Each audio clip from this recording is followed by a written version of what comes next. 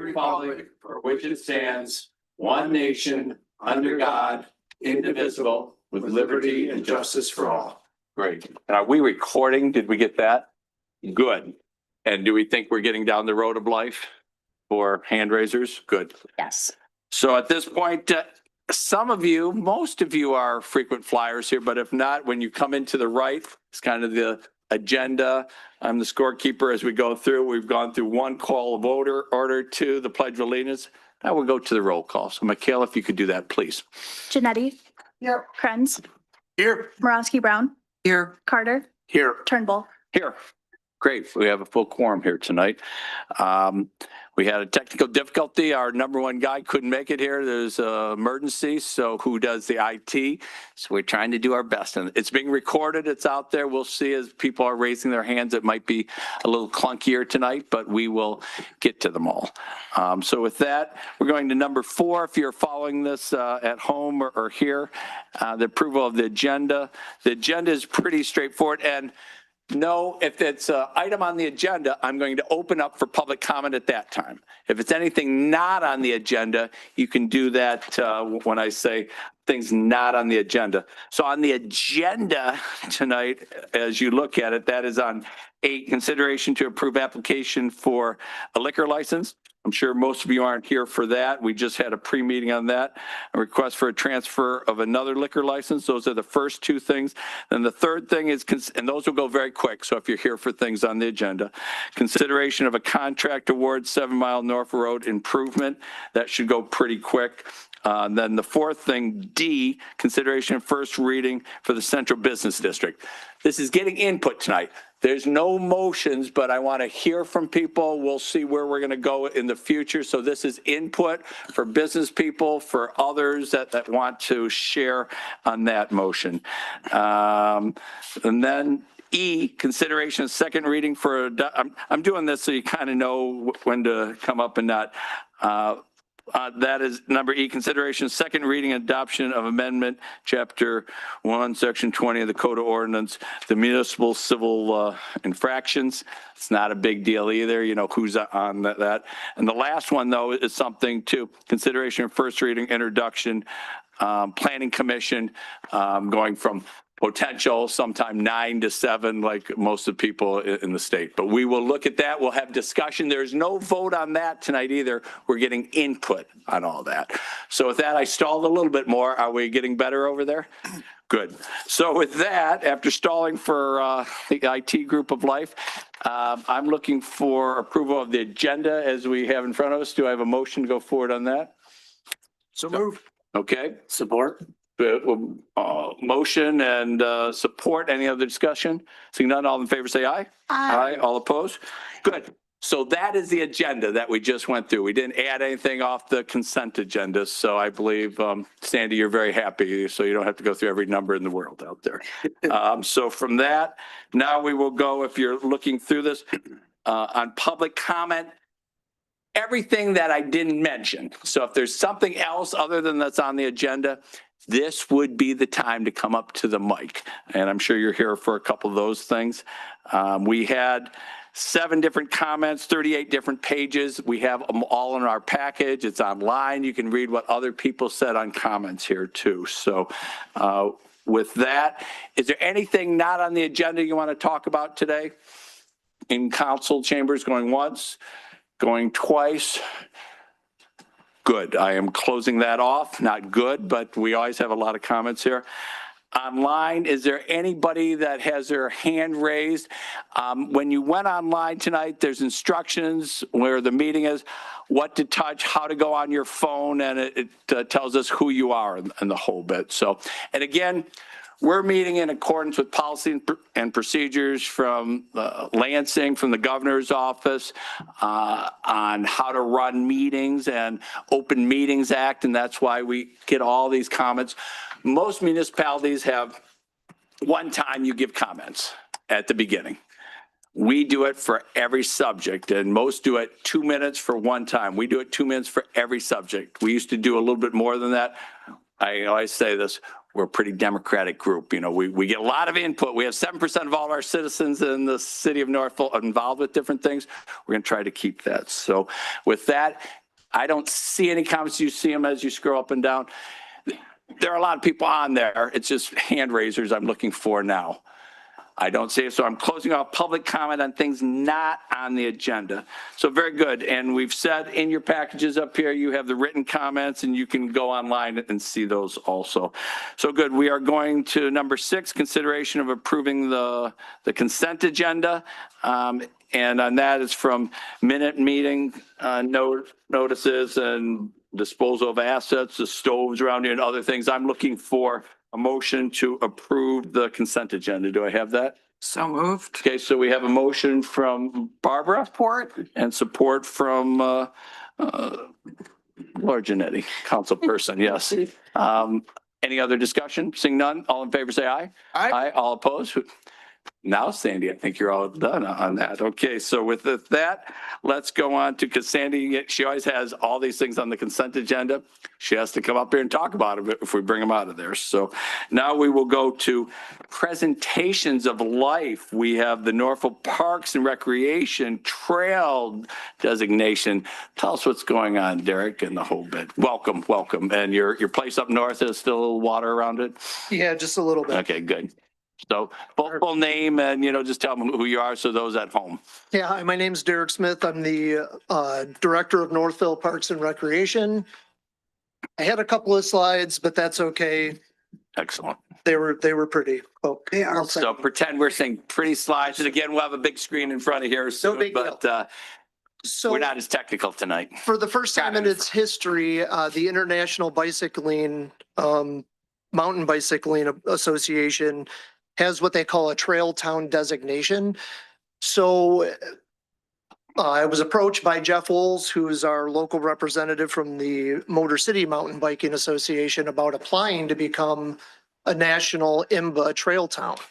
So we went through the process, and with the miles from Hines Park, Legacy Park, and Mayberry Park, we had enough miles of trail and different difficulty levels from beginner, intermediate, and advanced to apply to become an international mountain biking trail town.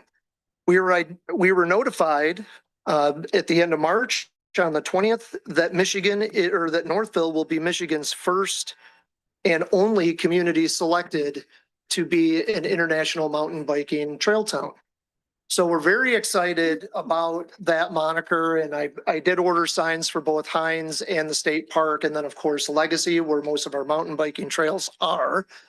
But this is kind of a first look into the future, because I think the next step is to go after Pure Michigan Trail Town monikers next, because it's not just the mountain bike trails that make Northville special, but it's all of our connected non-motorized pathways between the township, the city, and our neighbors that make this an awesome place, a very awesome walkable community. So what does it mean to be an IMBA trail town? A community must demonstrate a thriving trail culture that includes well-maintained and accessible trails, equitable opportunities for all riders, sustainable funding to keep the system strong, and a dedicated local organization that helps lead the charge. This designation is a mark of distinction that signals a community's dedication to enhancing visitation and local quality of life through world-class recreational infrastructure. The IMBA Trail Town designation is more than just a badge of honor. It is a national recognition that a community values trails and the people who ride them. So a couple of things and how Northville will benefit from this national recognition. Economic benefits: when people go to the IMBA Trail site and go to our local Motor City mountain biking site, we have that moniker of being a trail town. And so people who want to go ride new trails and they plan their vacations around it will see Northville on the map, and they'll want to come here and be a part of our trail system. It supports local businesses such as restaurants, hotels, and bike shops. I did have an interesting conversation with one of our local bike shops going into the holidays. They said it was one of the best holidays they've ever had, and it's probably attributed to the 6 new miles of mountain biking at Legacy Park. Encourage new residents to seek outdoor lifestyles and increase property values and community attractiveness. And how does the community benefit itself? promotes physical and mental health, provide accessible outdoor recreation, strengthens the community's identity, connects our neighbors and public lands, and creates volunteer stewardship opportunities. So I just wanted to come here tonight and say thank you very much for your investment in Parks and Recreation. We're not quite there yet, but we're getting there a little bit more and more every day. And the amenities that we have here, I tell people all the time, between the city, the township, Hines and Mayberry Park, we have over 2,300 acres of parkland in Northville. And that is something that not many people can say. So, and what a great place to live, work, and play. But the recreational opportunities here in Northville are second to none. So thank you so much for your support on that. Let me just start by thank you for all the work. So we had the first bike race out there at Legacy Park, and the course was so wild. We had broken bones here and there in the whole bed. So we calmed it down a little bit, but we've had recognition throughout the locality in this area, throughout the state, almost the country. Great trails. And as Derek just mentioned, we have so many places for green space. We have 750 acres of Parks and Rec land with out there at Legacy Park too. We have 20 miles going down Hines Drive of linear park between here and Dearborn. We have 950 acres down at Mayberry State Park. When we're all done with this pathway system, from Northville, Michigan, you'll be able to go north, south, east, and west on bike trails. And if you, of course, every road is under construction right now. We have going down 7 Mile from 275 all the way through Legacy Park to the Farmers Market area under construction right now. So that will go to there. We have 5 different sections from Mill Race Village all the way down to the Farmers Market area that will be under construction or have already been constructed, like at the Downs, by the end of next year. We have the 20 miles going down Hines Drive that connects right to where the market area is. And then we plan on going down 7 Mile all the way to Fish Hatchery Park to Beck Road, where we'll have a trail that will go between 6 Mile and 7 Mile that will go into Mayberry State Park. So from Northville, Michigan, you'll be able to go north all the way to Mackinac City on bike trails and walk trails. And there'll be a couple different pathways to do that, or south all the way to Ohio. Very near term. It's quite fabulous. So when we talk about this international designation, a lot of work is being done. And we're the only one in Wayne County and Oakland County. Oakland County is doing a pathway system all the way from I-75 on the other side of Detroit, all the way out to South Lyon down 9 Mile Road on Pontiac Trail. We are going to hook our pathway system going up Griswold to Rotary Park, Meadowbrook, and like 10 Mile area in Novi. That will hook up to that 9 Mile trail. So you'll be able to go any place in Detroit. So Novi and Oakland County are all involved. It's an exciting time. We're getting ready for the future. Everybody's talked about pathways, you know, for generations, my parents, my grandparents. We're doing it. We have all these river walks and we're connecting. We're very fortunate, and you've been part of that, and everybody up here. We've got $17.5 million worth of grants because we're that connectivity. You know, at our farmers market, we have 3,000 people with 90 different communities. At Ford Field, we have 30 different communities, and now we're connecting everybody in southeastern Michigan. So thank you for keeping up and doing all the work that you do. You're pushing us and we're pushing each other. And thanks for the brand that you just redid too for Northville Parks. We're moving along. Orange and black. It's all good. If I could make one quick PSA too, our Hillside location is going to be closed the week of May 11th because we're going to be moving into our new headquarters on Beck Road. Great. So May 11th, we'll have walk-ins at the Northville Community Center still, and our main line will still be functional, but the Hillside office will be closed because people will be packing things in boxes. And they needed more space. They have their own space now for Parks and Recreation. Very exciting, and we're planning on having a grand opening for Parks and Rec Great. month in July. Don't go anyplace yet. Other comments or any questions from? No, just, I mean, the length of time and going from vision to implementation to working out the kinks Absolutely. for the trail system over there, it's phenomenal. And the trees are gorgeous. It's been fun. And Barbara's on the Parks and Rec Commission, so she's been front and center on this. So thank you very much for all the hard work and investment by the township in that area. So thank you. Lots more to come. The only thing I was going to highlight, you referenced Motor City Mountain Bike Association. A lot of people probably don't realize they do a lot of work supporting, maintaining single track trails across the region and many around here. And so that's a fantastic partnership. And then I had a question. How many miles of single track do we now have with the 6 additional out at Legacy Park? Well, we have 6 miles at Legacy Park. I want to say there's 9 miles at Hines and then roughly 6 to 7 at Mayberry. So I may or may not have slid the tree farm from Novi in there to get us over the Yep. hump. But It's you about can do it 25. within, it's like a 20-mile radius of your community. So. Okay. But we got it over it. And even at the downs, you'll have a couple miles, 2.5 miles worth of pathways. They're not just bike paths, they're Right. walk and bike, Right. but you're going to get more and more. And as we do the 5 different sections, you have another 3 miles, going north. And I'm glad you brought that up too, because Jeff Oles, who's our local Right. MCMBA rep, he's the one that really got this application process started, and he's just been such an awesome asset for us. Very knowledgeable. He's helped out not just with the mountain bike trails, but he was a part of our Legacy Park Committee. He has just been invaluable to us. So Jeff's, Great. he's been a big part of this. So I really appreciate all of his and MCMBA's efforts for sure. Excellent. Anybody else from council? Great. Outstanding job. Appreciate it. Keep the pace. Any comments from anybody in the audience on this? Going once, going twice? Great. Thank you very much, Derek. Appreciate all you're doing. Let's go to new business. We have 2 liquor licenses, activities, one for pools. I believe John and I can speak to this one if you want to speak to the next one. and let's go first. After. Let us know what it is officially, Chief. He's got the gun and the taser, so we'll let him start. So if you would start, and then these 2 can tell you about it. Go right ahead. Maintain composure, Chief.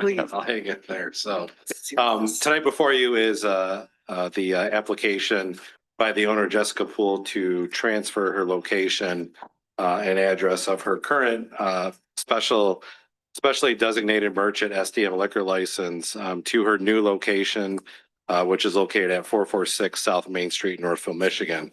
So a little bit of background on this. In December of 2021, the Little Salumi opened in downtown Northville at its old location of 137 East Main.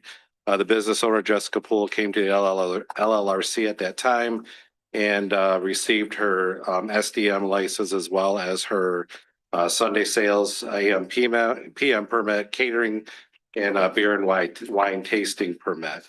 Since opening in 2021, the business has not received any MLCC violations. Excellent. And passed a controlled buy operation in January of 2023. In January of this year, the Little Salumi moved to its current location at 446 South Main Street in Northville. Is that the big Salumi now? Okay, just kidding. Okay. The owner, Jessica Poole, has filed the LLRC application requesting approval for the change of address of her current licenses and permits. She has filed all of the required applications and also submitted an updated plan of operation and alcohol management plan. There's little change to the business plan from the past location. It should be noted that the business is operating as a sandwich shop that does not offer dine-in or full service dining. Little Salumi offers grab-and-go options such as sandwiches, dips, sweets, soft drinks, water, beer, wine, and mixed spirits. All the alcoholic beverages are sold in their original packaging, and no alcohol is sold to be consumed on premise. The food to alcohol ratio is approximately 70% food to 30% alcohol. The hours of operation have changed from the original location. That is now Monday through Saturday, 11 a.m. to 7 p.m. and Sunday, 12 p.m. to 5 p.m. The applicant has over 25 years experience working in the restaurant service industry, and she's operated the Little Salumi since December of 2021. There have been no reported issues related to the liquor license. A background investigation found nothing that would prevent this application from moving forward. And earlier today at 5:30, a liquor license review committee hearing was held. Jessica Poole did attend that hearing, and the LLRC recommends that City Council not object to the request by the applicant to approve the change of address of the current MLCC license and permits. Right. And on that committee, that liquor license, we have John and Andrew. So any other comments? You just came from that meeting before this. Yep, I would just note consistent owner, consistent business plan as the chief referenced. No issues were found related to the liquor license, as well as nothing found in the background investigation. LLRC approved unanimously with no concerns raised. Okay. Anything to add? Good. And talking to the neighbors, VFW down there, right? She's been a great neighbor. It's been a great, it's now the big Salumi, you know, she has parking to go over there, and VFW has offered that parking in time. It's a great place. So I suggest you go from the Little Salumi to the big Salumi down Northville Road. It's, she's having a great time down there, and I think everybody has found it, and it's more spaces to eat down there. Yeah, too. she'd indicate they should almost double their business. Yep, absolutely. So, very happy with that. So good. Any other comments from council members? Any comments from those in the audience? Okay. Anybody online with their hand up on this? Okay. Very good. So with that, you're looking for a motion to go forward this. There is a motion in your package for approval of this transfer of the liquor license. Does somebody have that in front of them? I'm looking for that motion from I the move table. to approve the resolution approving the request by the applicant for a change of address location of the current specially designated merchant SDM liquor license, along with the Sunday sales AM/PM permit, catering permit, and beer and wine tasting permit of JM Poole LLC, doing business as the Little Salumi, to its new location at 446 South Main Street, Northville, Michigan, 48167. Great. So we have a motion. Do we have support for that motion? Support. We have support. Any other discussion? I think we can do this. All in favor, say aye. Aye. All opposed, say nay. Great. Congratulate Jessica. Looking forward to it. I suggest everybody go down there and grab a sandwich, even a vegetarian sandwich, which I get. Good. Nice job. So stay right there. Liquor license for Sobeck Select. Tell us about that. Okay, the next one on the agenda is the transfer of ownership of a specialty designated distributor SDD license and a specially designated merchant SDM license from Sobeck Select INC to Northville Party Stop LLC, doing business as Northville Select Liquor at its current location at 680 West 8 Mile Road in Northville, Michigan. In March of 2026, we had received a completed liquor license review committee application from the attorney who is representing the applicant and new owner, Daryl Nafsu. He had appeared earlier at the LLRC meeting on behalf of his client today at 5:30. He is representing the applicant, Ali Al-Samawi, with the transfer of the MLCC licenses.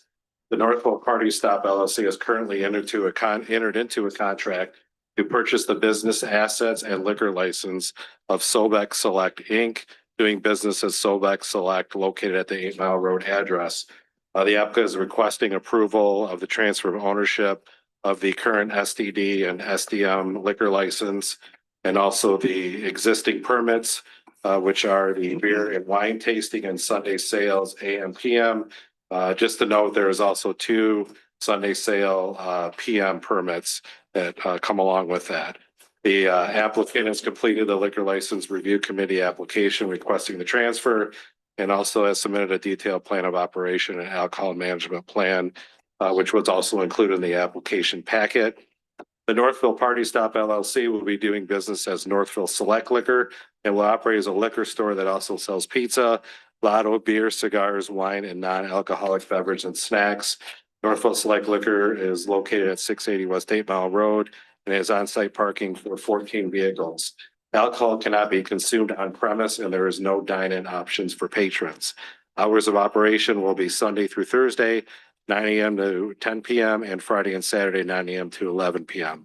The applicant, Ali Al-Samari, has never owned a liquor license and therefore has no violation history. A background investigation of the applicant did not reveal any concerning information that would prevent this application from moving forward. A public hearing was held earlier today with the Liquor License Review Committee, and the LLRC recommends that City Council not object to the request by the applicant to approve the transfer of ownership of the current MLCC license and permits. Great. put it to Andrew and John on this. Again, you're on the liquor license. Yeah, thank you, board. Mayor. Thank you, Chief. You nailed all of it there. So just earlier tonight at the LLRC meeting, the attorney Daryl Nafsu was there on behalf of the applicant. The only point of interest, which was immaterial to the case in front of us at the time, was that license was that Sobeck Select only had that for a couple of years, but there was no business relationship and had no finding whatsoever, nothing remarkable relative to the new applicant, Ali El Samali. Nothing remarkable is a good thing. That's a good thing. So as it was said, it's clear. Ali also has a chain of pizza restaurants and some party stores that do not serve alcohol at this time.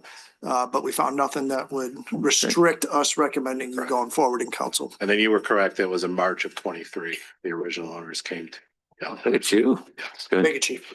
Remember, he has a gun and the taser. Okay, good. So any other, great. Any comments from those in the audience on this liquor license? Okay, I'm closing off comments there. Anybody online with their hand up? I doubt it on this. Okay, good. With that, I'm looking for a motion to go forward for this second liquor license regarding Sobeck. Yeah, Mayor and Council, I move to approve the resolution approving the request by the applicant to transfer ownership of the special designated distributor, SDD, and specially designated merchant, SDM, liquor license from Sobeck Select, Inc., Sobeck Select, to Northville Party Stop LLC, DBA Northville Select Liquor, and also approve the addition / transfer of a beer and wine tasting and Sunday sales AM/PM permit or set Great. permits. So we have a motion. Do we have support for the motion? Support. We have support. Well, you're jumping on the support tonight. Okay. Any other discussion on this motion? Seeing none, I think we can do this one too. All in favor, say aye. Aye. All opposed, say nay. Great. We have a liquor license. Thank you. And you will let them know Yes. on a timely basis here. Thank you, Chief. I appreciate it. She didn't get it. Let's go. Okay, so we will go to number C. This would be through DPW. Yep, Mike is up there. 7 Mile and Northville road improvements. If there's a road in Northville, it'll be under construction here. So let's tell us about 7 Mile and Northville Road here. Yes, thank you, Mayor and Council. In front of you today is a contract recommendation for approval for 7 Mile and Northville Road, road improvements. This is, if you remember, part of the planning process of the Northville Downs. Back in 2018, they were required to do a traffic impact study, which identified a few intersections, including this one, as a major intersection that needs improvements. Yes, it was identified that the development will impact that intersection. However, it also identified it was also a failed intersection prior to that development.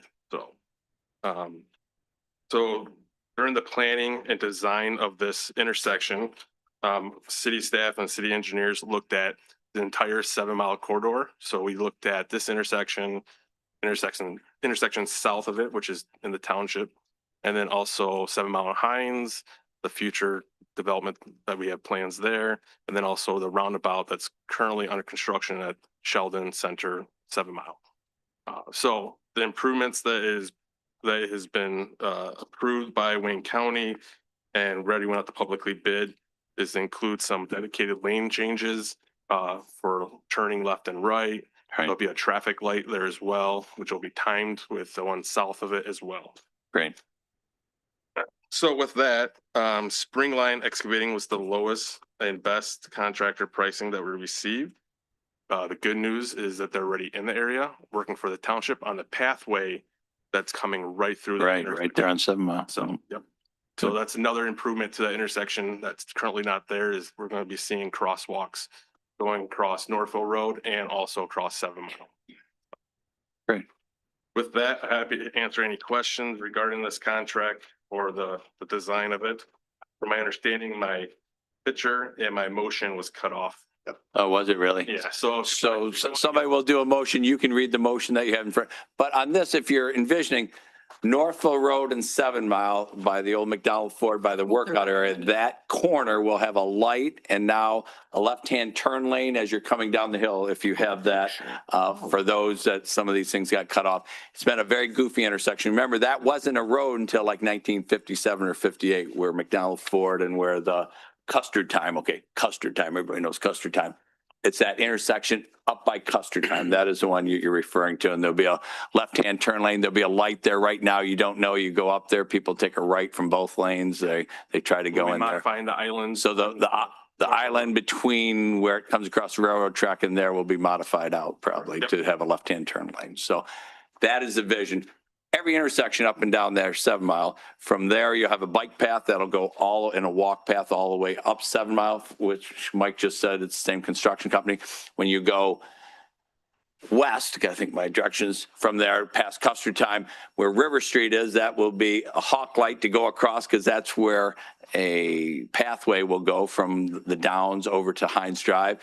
Going from there, we have funded another roundabout where Hines Drive is. So that will be a roundabout. You know, that is a goofy intersection. That's an intersection. It's not supposed to be an intersection. It's where the ski jump hill was. That's the Hines Drive came in 1930s. 7 Mile came in the late 1950s. It's an intersection that wasn't supposed to be an intersection. So now we're trying to straighten out.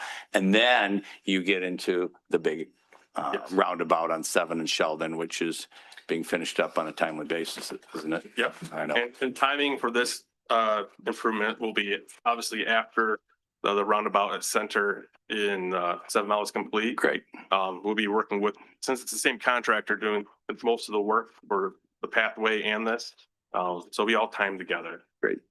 Excellent. And Wayne County has been a partner on this, and MDOT, and of course, Mike is putting it all together. So great. It's been something that's been needed for 50 years. Thank you, Mike, for doing it. Yep. Any questions, Timing comments? wise, you said like right after they finished the east and west or north and south? Yes, we're shooting for end of June for that start. We don't want a time of no construction around here. What are you thinking? Okay, good. Yep. Yeah. I guess my one question on the funding source, 500,000 came from the Downs development. Have we confirmed receipt of that? Yeah, so we will receive a portion of it for familiar design and all that work. 3 days after this contract's approved by council is when we'll collect the rest. Okay, Yep, and so far they've been pretty timely. good. Excellent. So that's, the Downs is paying for a lot of these intersections. We needed the intersections. We need a partner to build some of them. too. Yeah. So on that topic, I have just a couple things, but since we're on the topic of the $500,000, it's their contribution, and based on what the mayor just said, prior to our the city council doing the final approval of the preliminary site plan that was in November 2022, there, part of it was the what was going to be going to what came out from that, and also then into the development agreement, which came later in 23. Ah, he's here. Hello, that's Oh, okay. thank God. We're glad you're here. Thank you. That's our IT emergency. So as Had to part take a of flight that, here. we are, go, fast forward is, it is the 500,000, it's in the development agreement. And even back then, that was the amount for that intersection. However, it was disclosed at that time when it was going back and forth, that of the 500,000, 300,000 was coming from the tax abatement. So just to be clear, this is not the goodness of their heart, 500,000, okay? In terms of the public benefit and contribution. Yeah. Basically, that's the city, just in a different way for the 300,000. Future tax revenue. For for getting, giving up future tax revenue. So I just want to be clear on that. That doesn't mean 200,000 isn't good and that this wasn't a bad intersection to begin with. So I'm not discounting that. That's true, but I just would like some transparency on where the money's coming Sure. from. The other is just question related to that. And I appreciate that it just messed up in terms of the diagram, but that area between where the Hawk signal's going to go, sort of where River Street is, which is also an investment as a result of the Downs, and South Main or Northville Road, we're sort of missing curbs there, which is very unusual. I mean, it's not unusual in Wayne County because we see it on South Main all through, on the sides. But I'm not the only one in this community that worries, particularly along the Custard line, Custard Time and the lines that form. And now we have a lot of people gathering at least on Thursdays for now, for the farmer's market.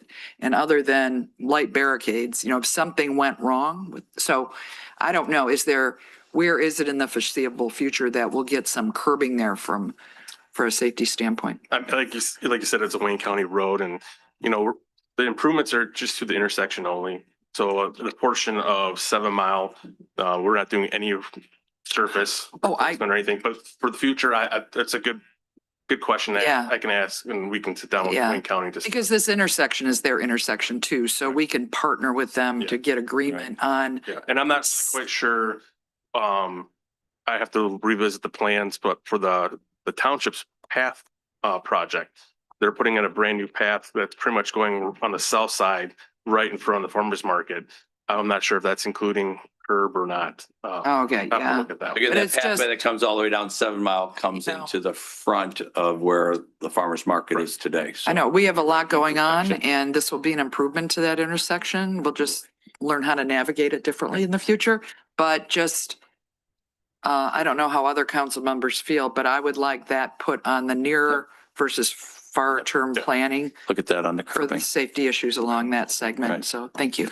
And just to add to that, on River Street, which has been draining from one side into the downs, into the dirt with no drainage, we're going to be spending probably $1.6 million on a new street, curbing, drainage, and parallel parking right in front of that park. That will start by the end of this year, I believe, too. Just, again, we can't have a day that goes by without some construction, but that is kind of a 100-year plan. It's all been draining just into the dirt, into Northville Downs. We will have a whole drainage system. We have a curbing system there on the one side for the parallel parking. We had a big boy meeting with DTE because they're going to have to move some poles to get the parallel parking. Where the fence is today, that fence will come down and all those pathways, you'll just walk out of your car and go around on the 2.5 miles of pathways. I believe I'm around pretty correct on that. Yeah, a lot of deals up and down 7 Miles. So again, there won't be a day we won't have construction. Miss Janetti, super.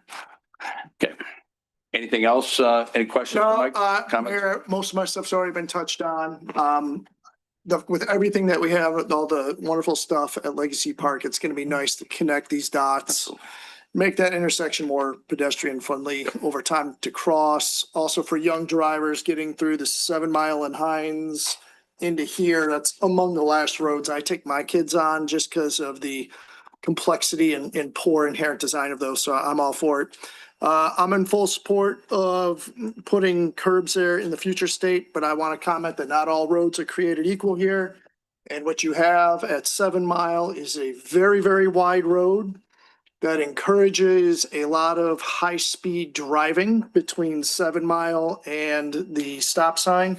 And that is entirely unique in this city relative to every other street that I know of. But if you stand there, there's probably nowhere else where you're going to hear engines revving and far exceeding the speed limit on those very wide roads that you will at that point. That's what makes that unique and why I'm in support. So that's why. It's a good area to slow down. Good. Anybody else from council? Any comments from those in the audience on this? Once, twice?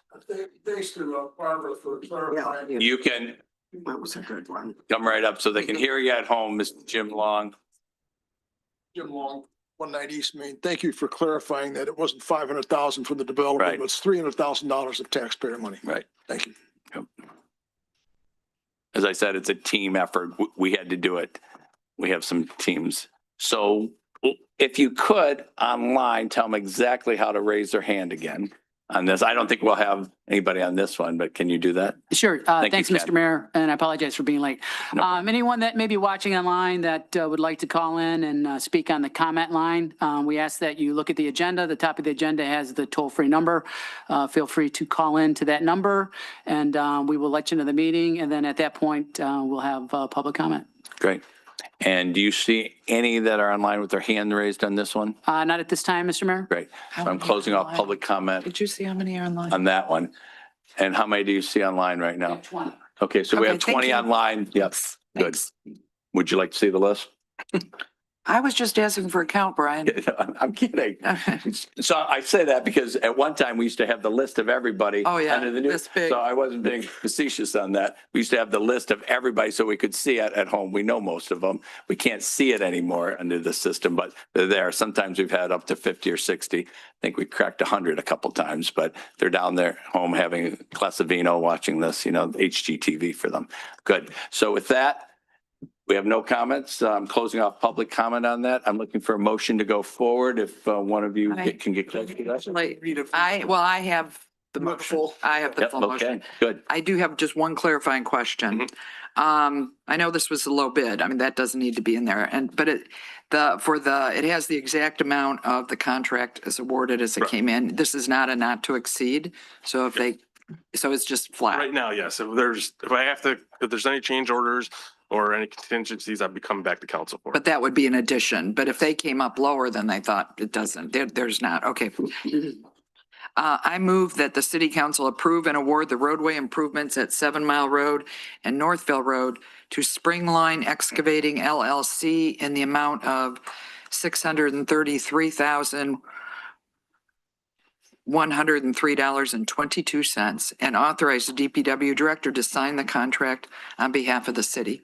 Great. We have a motion and properly supported. Any other discussion on this motion? I think we can do it this way tonight too. All in favor of this motion, say aye.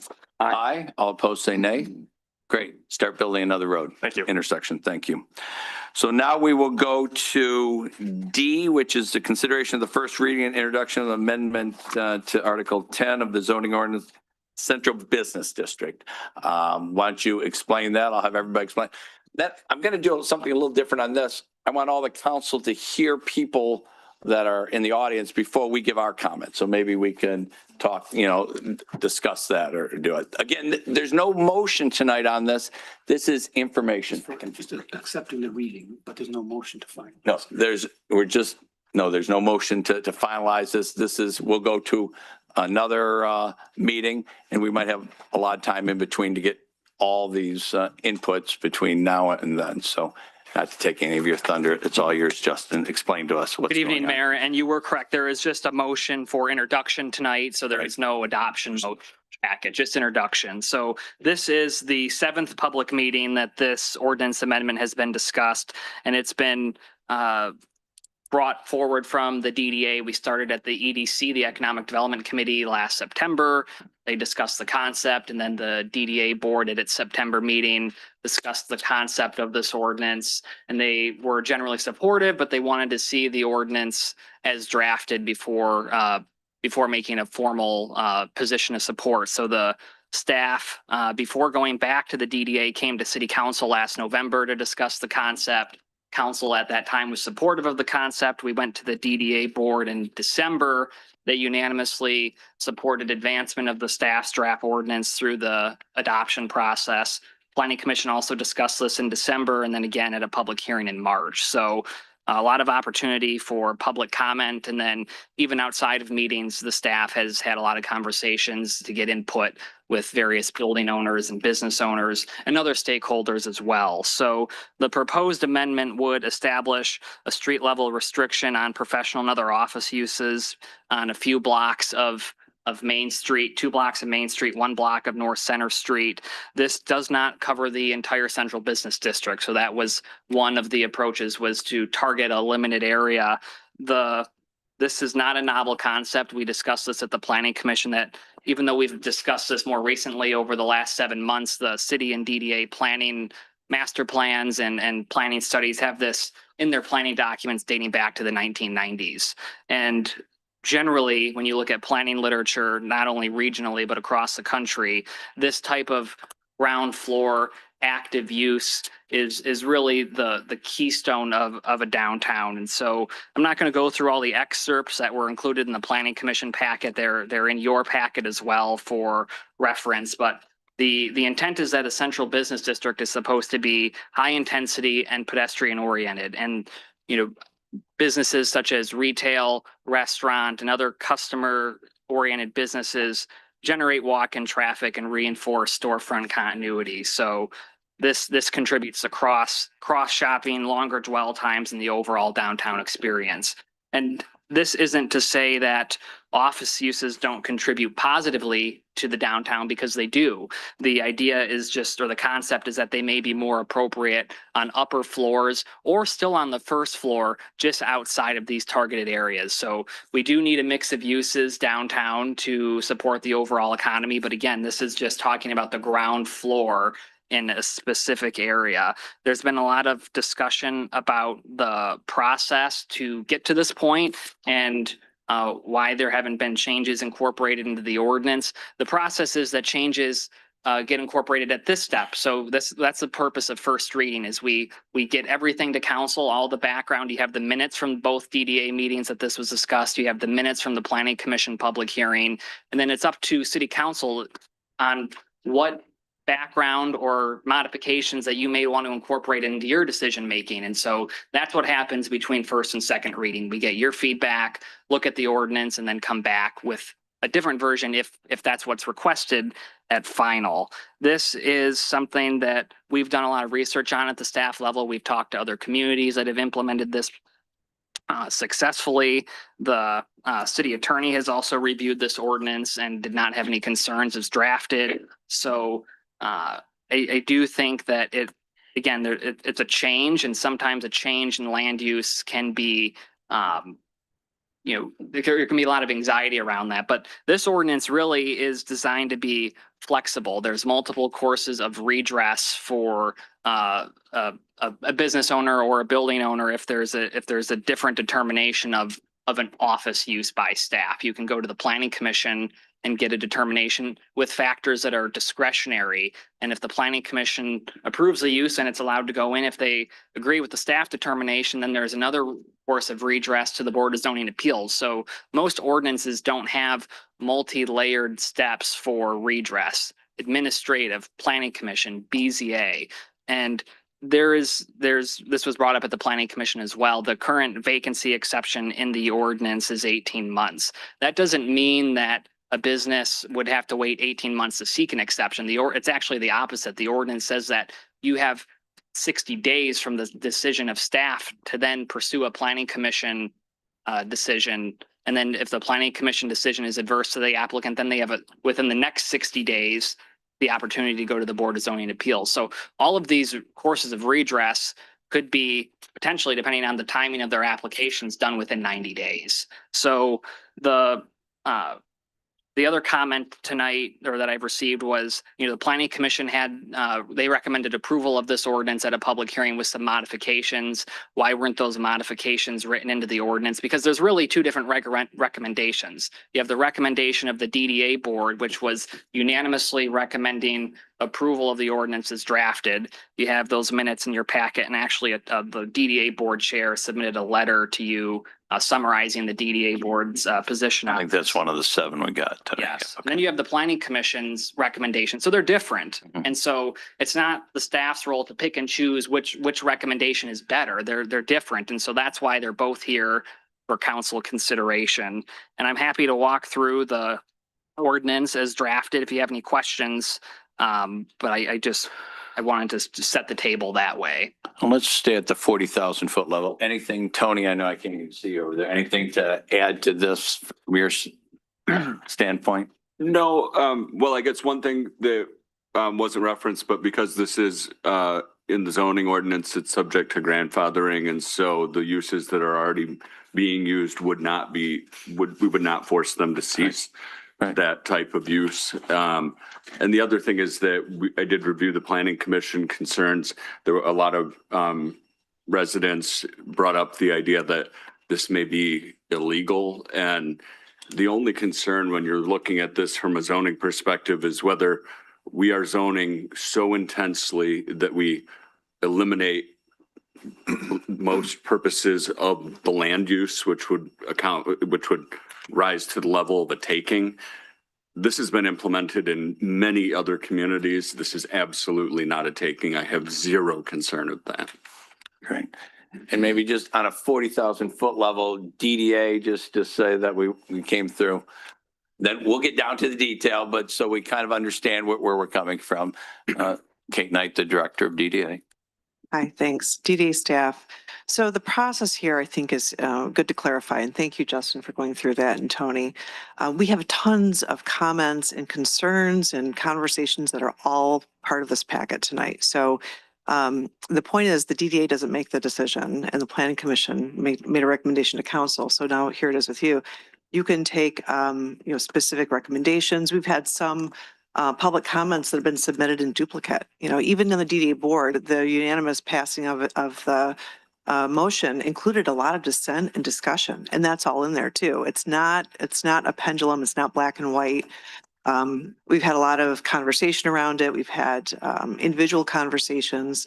So there are a lot of nuances that can be incorporated here. This is something that you would want to do at 100% occupancy. It's about what kind of downtown we want. There are lots of examples of success with this. We could take numerous recommendations of the range of pages and pages of comments. So everything that you've received from the DDA board, from the Planning Commission, that entire packet and all of the detailed comments are here for your consideration. So it's not that, they're ignored, they're included. And that's all part of this very comprehensive look that you can take. You can send it all away. You can adopt everything the Planning Commission recommended. You can pick and choose based on the many examples that we've provided. As DDA staff, I've had a lot of conversations with building owners who are for and against, and really none of them are black and white. The idea that, we're not here to propose a prosperous downtown. I mean, that's not what we want. We want downtown to thrive. We want it to be vibrant. There are tools that we can use, and it is flexible. I've worked in other downtowns where I've had tools that we've had to apply to activate empty storefronts. This is not where we are right now. I mean, should we ever have a change in the economy or certain conditions that we have to deal with, we are well equipped to deal with them. But we're here as staff to recommend the best and highest use of one of the best downtowns in Michigan. And to insinuate otherwise, it's just, it's born of concern and anxiety. We've had a lot of those conversations. So it's to say that there's zero demand, not true. We get demand, we get requests all of the time. We pass those along to building owners. I pass those along to building owners who are fully tenanted. Those conversations are confidential a lot of the time. We don't keep a list that we publicize. We don't talk about lease rates per square foot or terms. Conversations that we have are typically from qualified tenants who, if they are truly qualified, are looking at it a year to 2 years ahead of their own lease expiring, and that's when they're looking. So we are seeing an influx of retail interest that is open longer hours, more days a week. As prices per square foot rise, as we could expect with an ordinance like this, or prices per square foot such as we're seeing, it attracts a tenant who is here to go to market. So downtown Northville is a viable, vibrant, desirable place.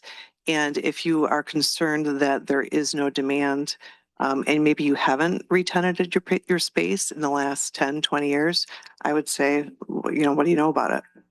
We're here to help and connect. And in 2026, we have demand for all of the above. Great. Thank you. Anything to add from your perspective? Not at this time. Okay. Thanks. So just before we get off that 40,000 foot level, my opinion, going from generations of, the electrician in Northville in 1900 and the barber all the way, through most of last century, without a strong downtown vibrant area, we won't have a strong community. We really won't. And a strong retail is the most important, but we have a strong, vibrant downtown. We're trying to keep that vibrancy there. We're listening tonight, and I've talked to probably the majority of the owners of buildings and tenants. We're going to be as flexible as possible. We don't know where this is going to go. We're going to have a lot of discussion. We're not rushing this in 2 weeks to do a final vote. We'll get input from everybody. We might put a couple people together at the end, I might suggest, to get input from retailers and DDA and others, and all those inputs that you're going to give tonight. That's why we're here. We're here to listen, to make this, and Justin knows, as flexible as possible. If you have something, you said grandfathering. Geez, I was correct the other day. It's grandparenting now because that's a socially correct way to do it. But, from grandparenting, grandfathering, I know I can't believe it, to making it extremely easy for those that have it today. And there's actually 3 levels. I think Justin said 2 levels, Planning Commission and BZA. Justin too, it comes to him for the logic, the first sense, and then it goes to the other 2, you know, from the administration. We are looking to be flexible. We're not socialistic trying to go down the road of that way.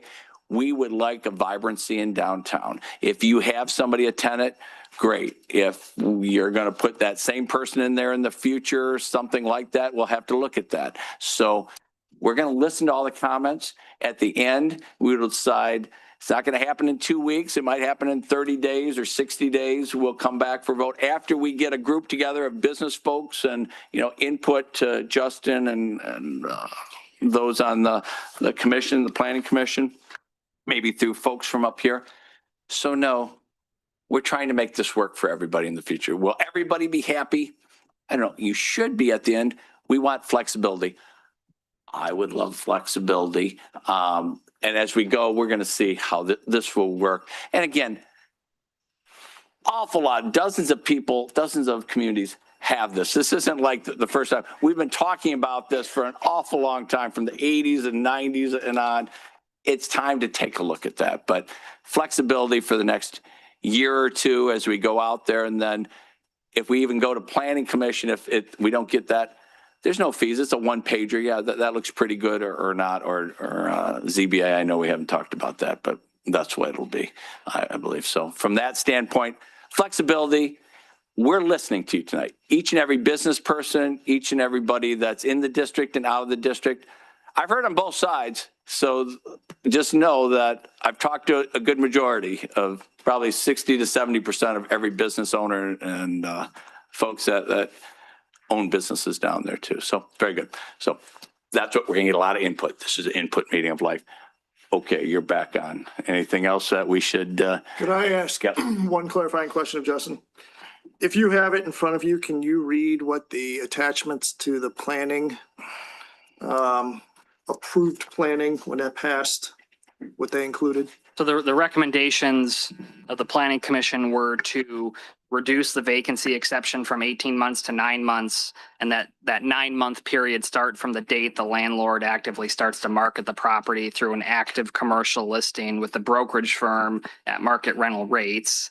The second modification suggested was that existing non-conforming businesses be allowed to continue operating as the same use, which is what this would be, but they are suggesting that the current reoccupancy language be negated. So right now, as the city attorney said, this ordinance, anybody that's existing would be considered legal non-conforming. They could continue to operate without any ramifications. The current ordinance stipulates that if there is a change of use or a reoccupancy, that the new tenant would then have to come into compliance with the ordinance. So the planning commission is suggesting that only apply to change of uses and not reoccupancies, which would really relax this ordinance. The third recommendation was to alter the statement of purpose, and there was a potential there was some suggested language in there to state that while professional and office uses are an important component of the downtown economy, their location at upper stories or outside key pedestrian corridors is necessary to preserve continuous active storefronts at the street level. Another request was that the permitted and special land uses in the central business district be modernized, and that was discussed as actually being a separate amendment. So the current ordinance has a laundry list of different uses described. A lot of them are outdated, and so that was a suggestion. And then there was something for council to consider regarding strategies to incentivize the first floor retail uses. And they listed different types of grants or technical assistance. A comment that we received a lot was, you know, if we're going to do this, then certain building owners should get a break on their property taxes. Well, that's actually illegal. That's not something that we can do is under state law, give people breaks on property taxes. So that would be a lot more difficult to incentivize. And again, the city has been encouraging this for 30 years in planning documents.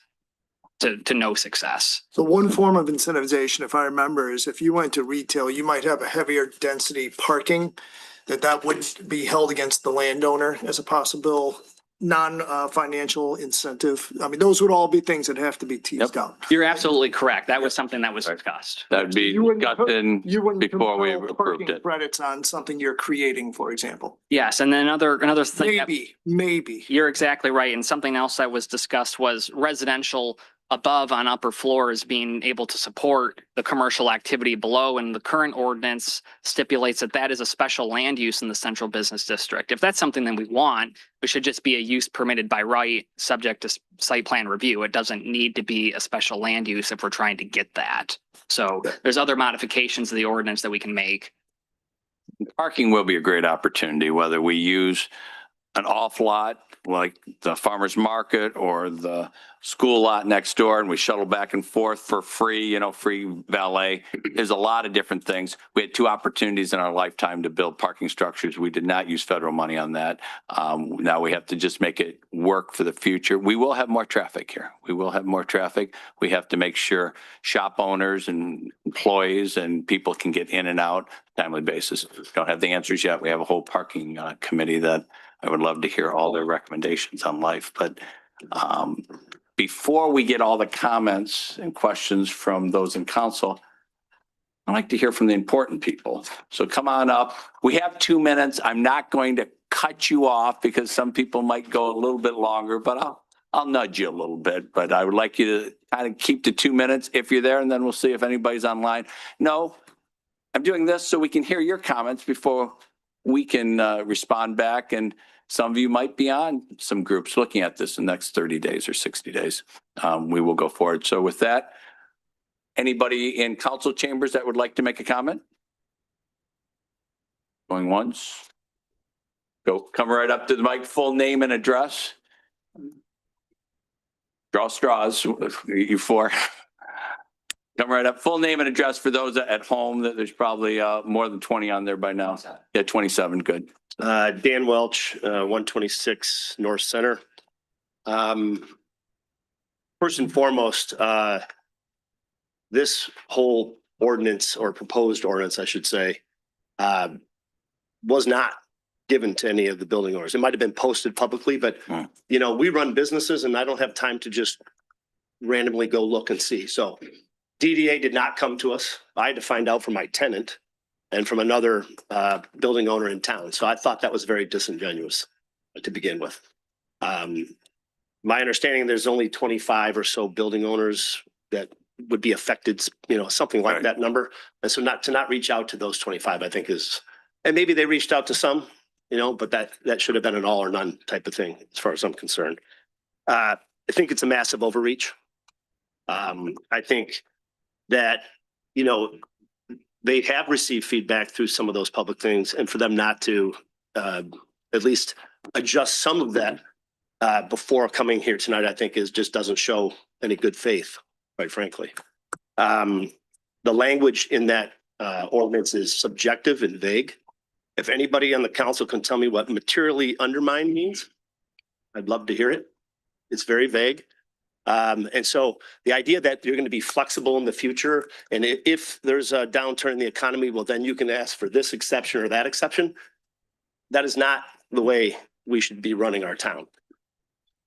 The vacancy language at 18 months is absurd. And then the council starts to go to, well, we can make it 9. It's just arbitrary. It's still you go as a landlord and go 9 months without rent and tell me how you're going to pay the tax bill. All right. That's just not feasible. The non-conforming space. So if I have a non-conforming space and I'm being forced, Keep going. I'm being forced to change that to retail. Of course, I would rather rent to a retailer because I'd get more per foot for that. Yeah. But if I'm being forced to do it, at what cost? I got to build out the space for them. You're forcing that situation.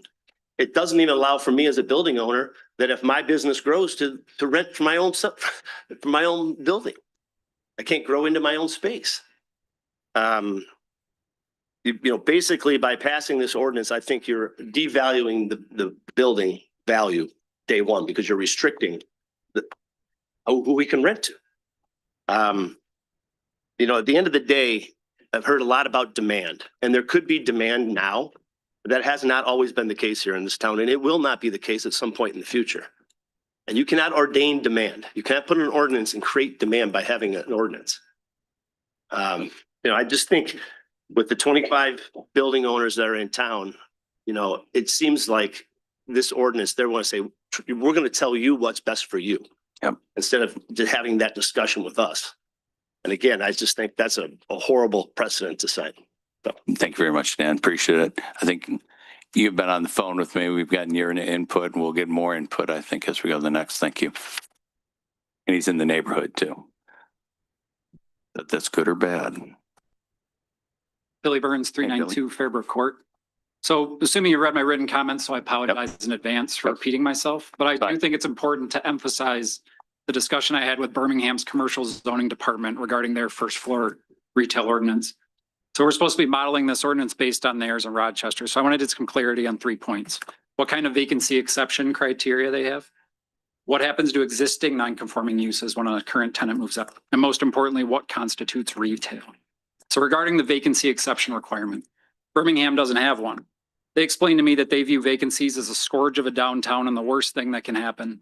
They don't want to be the cause of that. I called Rochester. They don't have one either. So I'm curious where the 18 months came from if that's what we're going to be modeling this ordinance amendment on. Birmingham's approach minimizes unnecessary vacancies and doesn't involve a lengthy, subjective, and potentially costly appeals process if Justin initially deems a space unfit. Regarding nonconforming use upon move out, in Birmingham, their nonconformity rule in the broader zoning ordinance allows a landlord to replace an existing nonconforming use with another nonconforming use as long as they can do so in 6 months. So that makes sense to me. You protect existing nonconforming spaces and buildings while providing a path to conformance that puts the onus on the landlord to show that a nonconforming space is the best option. Regarding the most important question of what is retail, if you look at Birmingham's red line retail district, you'll find the following business types, all of which are in the affected area of Northville today, and all of which will be banned if this amendment is approved.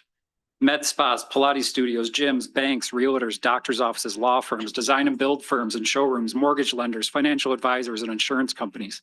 I asked how that can be if that area is retail only. They said they define retail by looking at how you actually use a space. At the highest level, if you can walk into a business off the street and engage in the purchase of goods and services, it's retail. Speak first. Continue a little bit. That's how we should approach this. Birmingham makes room for all types of businesses to be considered retail, provided they are public facing and accessible. Their ordinance is equitable, it protects landlords, and it allows for flexibility in business types, all while accomplishing the retail only goal. Thank you. Okay. Thanks. Thank you. Yep, and we have the letter in the package, so take a look at that. Anybody else tonight? Council Chambers, going once? Yep, we got two. Got two. Long one and long two. That's a standoff. Jay Long, you're last. I'm gonna bet on her. Viewed before age. All right, Allison Long, 190 East Main Street. And as you probably know, landlord to 3 buildings within the restricted area of this proposal. So we, like everybody, are in favor of the intent behind this. The issue isn't right now when the economy is pretty good and lots of new businesses are looking to come to Northville. The issue is the inevitable economic cycle that could again bring us multiple vacancies in downtown Northville with little to no demand for traditional retail. It was not that long ago that that was the case. Due to the economy and lack of demand, we struggled to fill first floor spaces with retail and ultimately had to convert some of these spaces to more of a office setting. To say that the PC recommended this with minor changes is a stretch. I attended both of those meetings where this was discussed, as did a couple council members. So you know the overall feeling in here was not warm and fuzzy on those nights. I was also at the DDA meeting in December when this was voted on to move forward. There was concerns, but they were assured that the wording would be revised based on feedback. At the public hearing meeting, 2 commissioners were absent. There were multiple failed motions and much back and forth on the wording for the motion that ultimately did pass.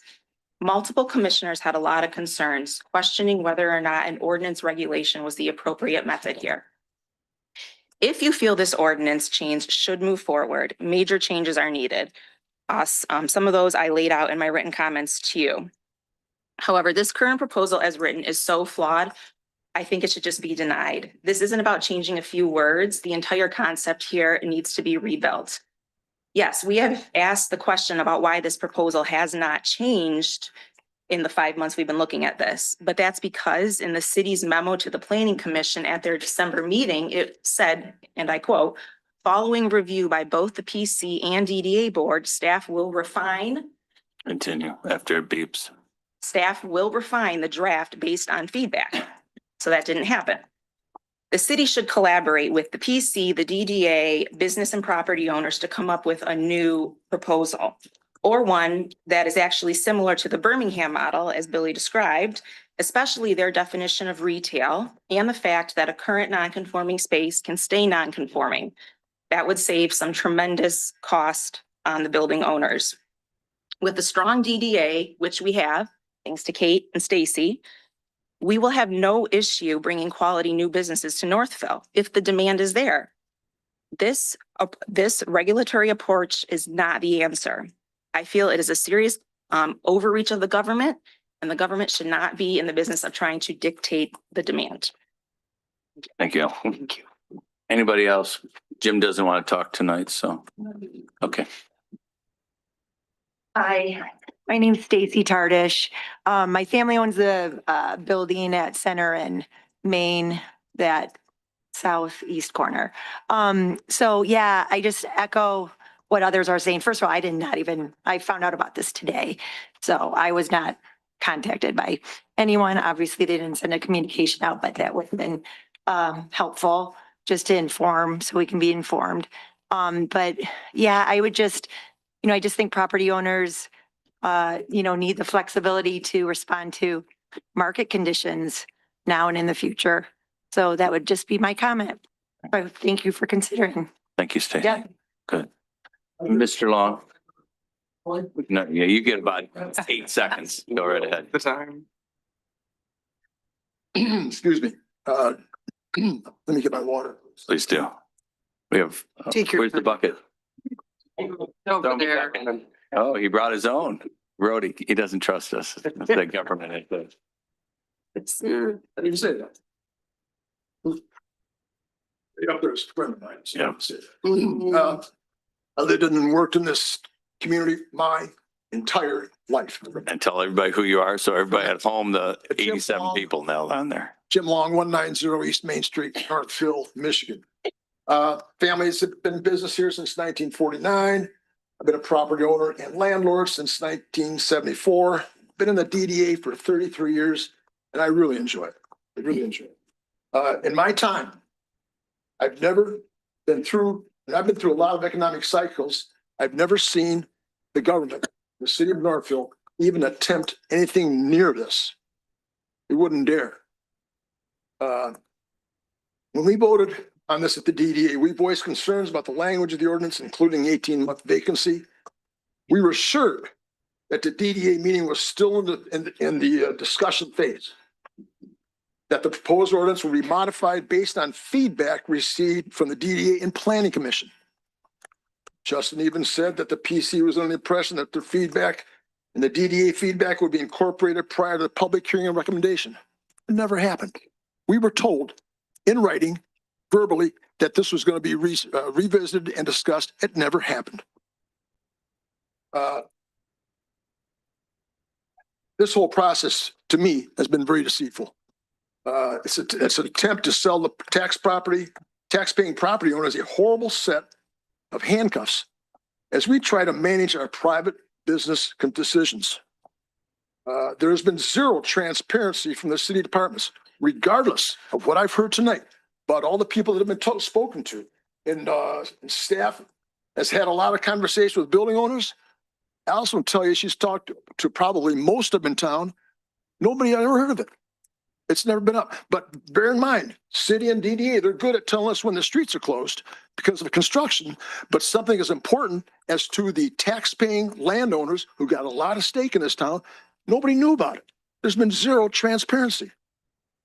You can continue a few more seconds, my friend. So there was one notice that went out prior to the second PC meeting. It was camouflage. I think it came out by the DD. It was camouflage notice. It was, the reason I say the notice was camouflage because it started out with roosters and rooftops. And then it went on to talk about this. They're trying to divert the attention or camouflage it. I don't know, but I can't make this stuff up. What is taking place is horribly wrong. Many owners, I've said, have no idea what is taking place. I talked to you today, Brian. Yep. And you said, we're going to have an information gathering, discuss it, 2 weeks, another meeting. And I says, Brian, we've got to consider tabling this, bringing in the city council, DDA, and stakeholders. Let's meet in here. Let's talk about this. May take a couple meetings, but this is important. This is critical. So I'm glad to hear what you say about moving this thing on. So I'm going to make a little controversial statement here, but it's how I feel. It's very unusual. This ordinance up for consideration is in its current form, or any modified form. It is a clear definition of unwanted, unnecessary government overreach in the private lives of taxpayers. To me, it smacks of socialism. Thank you very much, Jim. Anybody else in council chambers on a comment? Going once, going twice. Okay. You read how they raise their hand. Do we have any hand raisers? We have no callers on the comment line, and last tally, we have 29 viewing. Okay, thank you very much. So I'm closing off public comment on this. Now, if anybody has comments for Justin, this is your time. It's unusual. I want everybody to hear your comments. We will be logical. Yeah, come right up here, Justin. There won't be a meeting in 2 weeks. We will get input. Yes, as Justin said, this is the way the changes come from the first public meeting that we're having tonight to the next one, and all that input. We'll get this input. I mean, you can say it more logically than I can, but from that standpoint, because you live it each and every day. Yes, I personally want to slow it down a little bit. This is not going to be a meeting in the next 2 weeks. It'll be 30 days or 60 days. We'll get input. I may suggest at the end, a small group, somebody representing DDA and somebody representing this group and businesses, to get all those inputs to come to the table to modify what we have or do something of that nature. So that is only my opinion, but I will suggest that in just a little bit. Comments, go right ahead. Okay, Laura. so first of all, we have to be thankful that we have city staff that is willing to throw anything at a wall and whatever sticks. So if they didn't, the complacency we'd be much, there'd be more people here a little bit more angry. So I appreciate, that's your job, Justin, Kate, George, to find things for us to tear apart. So with that being said, I appreciate it. Somebody sent me this and I have to read it. It said, when should a city enact or amend an ordinance? And it says to protect public safety. 1, 2, to promote or protect public health. 3, to ensure the general welfare of the community. Or 4, support a vital governmental interest. So while it is none of this, ordinance would be none of those. I don't agree with that. Which one do you love? It would be for the general welfare and pursuing a legitimate governmental interest. Okay, all right, well, that's good, that's good. All right, so with that being said, if I don't see a ton of them there, I maybe one, we'll go with one of them. I also, of course, will speak for my vote, but I believe that at this point, the building owners, and not all the ones on one side, take a couple and with Justin and Kate and get together, or we're gonna have another problem with the citizens fighting amongst each other of what they feel and their opinion, as opposed to legal and what works best for our community as starting at the legal aspect of it. Now, Tony says there's nothing illegal about this and that's fine, but I'm darn sure someone at some point will be able to, we don't want to fight anymore. So to come together and discuss all the hard work that you've done, all the hard work that our building owners do to pay for their building, find, people to invest in their buildings, we have to, and then if this is a no, let's say we can't come to an agreement, is there a mid-level that we can talk about? Like what happens if this is government overreach or this is not going to work in our town and it starts a whole new argument, fight, division? This is something I'm very nervous about with this. But I hope we don't move forward tonight with it. That's tonight is just to move forward for more information. But yeah, I understand where you're coming from. Okay. Thank you, Laura. Anybody else from council? I can go next. Right ahead. All right. So no motion tonight, but I will share my thoughts and my recommendations for going forward. To start, I agree in principle with many of the objectives that we're discussing. There is no doubt the right mix of businesses is key. There is no doubt that an activated first floor is important. And there is no doubt in my mind that the success of our downtown businesses are highly intertwined and need to be coordinated. To me, though, this comes down to how do we serve the interests of individual business owners or building owners with the potential benefit in aggregate. Something that as someone who lives in HDC, I can relate to on a personal level. The devil is always in the details. Poor execution can have the opposite effect of what we're discussing. It could harm our building owners, it could harm our businesses, and it could damage our community if not executed correctly. So the first thing I do appreciate is the conversation to not have a motion tonight and take a minute to step back and figure out what is the right answer. And I'll highlight at the end again, but in a collaborative manner. Outside of the ordinance, one thing that I have already spoken with DDA about and was well received is activation. So before we get into this ordinance, I do think there are opportunities where we can promote activation of our storefronts. Part of that is just recognizing dark windows hurt everyone. And so within the ordinance, there is discussion on window transparency, certain types of signage, lighting standards. I think we can work with our building owners, with our businesses to discuss ways in which the DDA can promote that level of activation that when you come down on a Friday or Saturday night, if a place is not open, it is still contributing to the vibrancy of our downtown. The second item that was highlighted earlier, non-conforming to non-conforming. To me, this is very different than when we talk about conforming and where that goes next. And by that, I recognize that building owners and their tenants have made capital investments, whether it's a law firm, a dentist office, and they may no longer have that tenant continuing. But that new tenant, as you're coming in, there is a financial investment in that setup, and it may be advantageous for that building owner to maintain a similar style, similar level of non-conforming.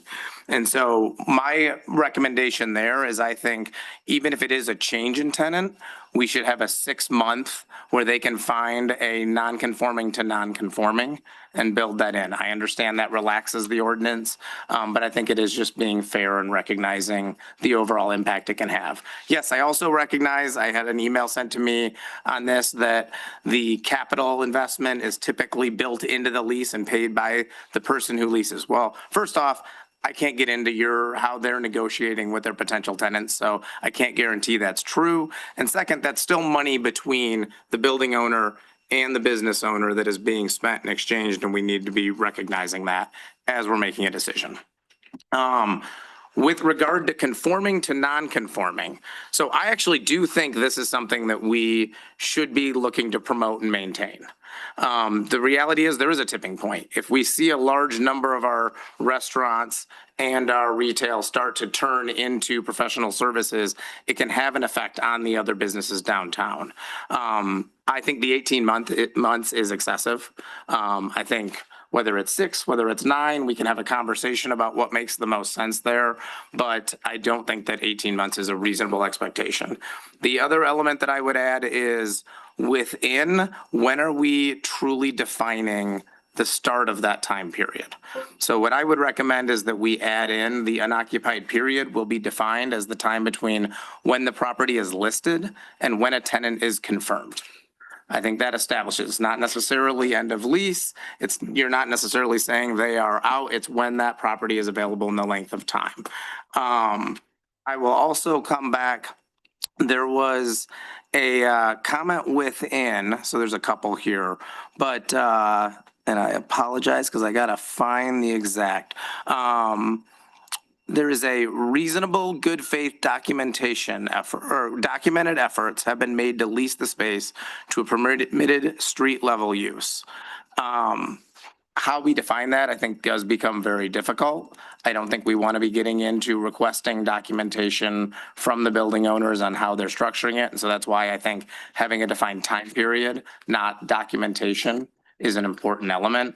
I know during planning it was also brought up of leveraging a broker. We should not be requiring our building owners to follow any specific process in trying to rent to their next tenant. So I would also strongly discourage or disagree with any use that would put that type of an onus on them. In the impacted area, to me, there is a significant difference, and I apologize for using the phrase between the bollards because I know that irritates a lot of people, but there is a difference between the buildings and the businesses between the bollards. And as I look at Main and Center down to Main and Wing. And so I would recommend that if we are going to move forward, we would start with just the quote unquote between the bollards area. We would exclude that section. Being across from a mall, it's a different level of environment. It's a different ecosystem. And I think we need to think about how we would manage that very carefully because we could have a negative impact on those businesses. And I apologize that I'm just running through a list, but I've got some strong feelings on this one. Certainly. It was mentioned earlier, economic environment. We can't predict the future. If there's one thing you can guarantee, when you know there's a recession, you're probably about a quarter to 2 quarters late. And so, and I'll also add that government in general, even at the local level, always takes its time to be able to work through issues and resolve things. It cannot be a costly process and it cannot be time prohibitive. So if we're going to go down that road, we need to be very specific. I know the community of Berkeley has a special use approval requirement. I think we would need to document as part of this process what that looks like and what level of appeal process exists. So what's the permit that someone could come forward and say, I have a unique situation, I need to apply for that appeal.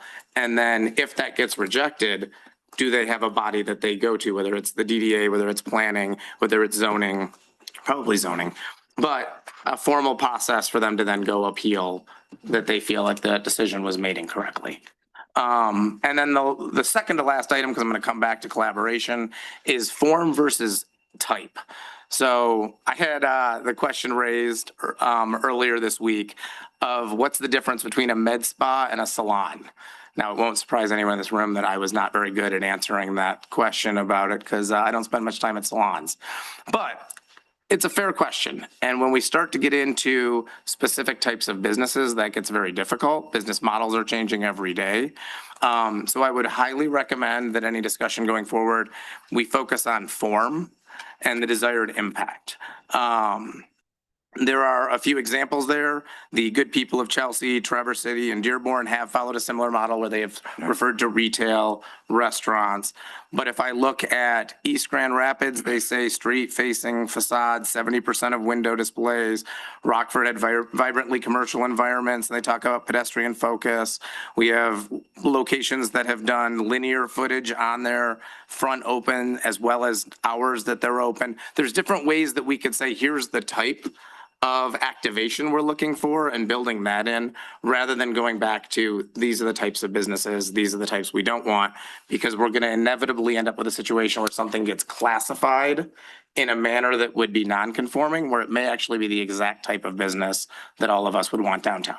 And so that's something I think that as a group we could work towards in determining how that would structure. And that's where I will end my comments with the fact that I think collaboration here is the key. So I know that came up earlier. I think any effort to move forward needs to be continued collaborative discussion between the building owners, the businesses, their input does matter as well. The DDA, getting that feedback from planning and the other members of council so that we make sure that we get this right in any way and that it is structured in a manner that truly does accomplish that goal of supporting our building owners, creating a vibrant environment, and then ultimately allowing all of our businesses to thrive. Anybody else? Go right ahead, Barbara. One thing, well, I'd like to, you mentioned the devil in the details. So going back to my comments when this was brought before us as a concept, do we support it? I said, as a concept, yes, I do. I think we have challenges now, but the devil's in the details. So the devil's arrived, right? So also, I'm actually going to reverse something, but in terms of what I'm going to talk about, but I just wanted to pick up, since you mentioned performance-based, in terms of what are you trying to achieve and what are the elements of that are very, very important. Some things that would be in a non-conforming use can be very activated, but then part of it is who's going to be sitting there with their evaluation and their check sheet. So even performance-based metrics are difficult. And so I acknowledge that preference, but no, that's not easy either. Okay. But what I'm going to sit back, I will say, it was very, very helpful to have gone to the DDA board meetings where this was discussed. And it was at a subcommittee meeting as well, of the DDA, and also at both the planning commission meetings where this was discussed very thoughtfully and substantively in December, and then again more recently at the public hearing. I have a lot of ideas. We've heard good ideas here. I have also some substantive refinements that I would recommend, and I think collaborative, that's how you get to these things. However, when a zoning ordinance amendment comes to us, of course, the city council does have the authority to make refinements. But usually those are quite modest, right? It's not a total rewrite, certainly not in my 6 years. We have made refinements, but it's not a total rewrite. And the reason that is because when it's going through the process as defined in the Michigan Planning Enabling Act, it's a very thoughtful process. And it is iterative. It's iterative in terms of getting public feedback, but very much iterative in how it's composed between the planning commissioners and the city staff. And I saw a very thoughtful planning commission, both that I was attending, giving very, very, having good and back and forth discussion, providing very constructive feedback on areas that they would want refinement in. No change, absolutely nothing. And that is highly unusual. I did ask why. And one of the reasons was that, well, it's up to council. And I'm like, when did this process happen? Because my head was sort of spinning. And I'm going to take you a little walk down memory lane. Walk Now, us down that lane. all right. So this isn't our first rodeo on a contentious zoning amendment. And I know that my fellow Commissioner Krentz knows this very well. We had a thing called the floor area ratio. Okay, going back, what year was that? Andrew was on planning commission at Yeah, that it time. was 22. Anyway, so there was a lot of public comment, written comment at podiums, and planning commission did work through and come with an ordinance. They also, something that's omitted here, even though I know DDA and you, Justin, have this information, documenting current condition. How many non-conforming and how many conforming businesses do we currently have in the area that's under review here? It's not in anything. Not DDA, not in planning, either meeting, and not here. So I do believe there's a challenge, and I would like to see some sort of remedy, softer, but a remedy to move us towards this. But to have all of this, what happened in FAR is they had the public hearing in February of that year, just like they did the public hearing on this would be in, the one recently. And they had very substantive, at that meeting, they had very substantive back and forth discussion. It again was a very detailed ordinance, right? And they decided it wasn't ready. And there were refinements made. Now, they were doing a lot during that time, including the master plan update. So, but they scheduled, they did those refinements, took a couple meetings because they were also doing the porch incentive at the same time. Took a couple meetings for them to work that through, made refinements to the public, what was presented at the public hearing, and they approved the FAR, and it was a better ordinance in June. It didn't take, they weren't deliberating for months and, years. So if I go to the instructions to the jury, to the planning commission, when they had this public hearing, they wanted refinements done and then see what that looks like, because sometimes you get the refinement, you're like, they wanted refinements and to bring it back.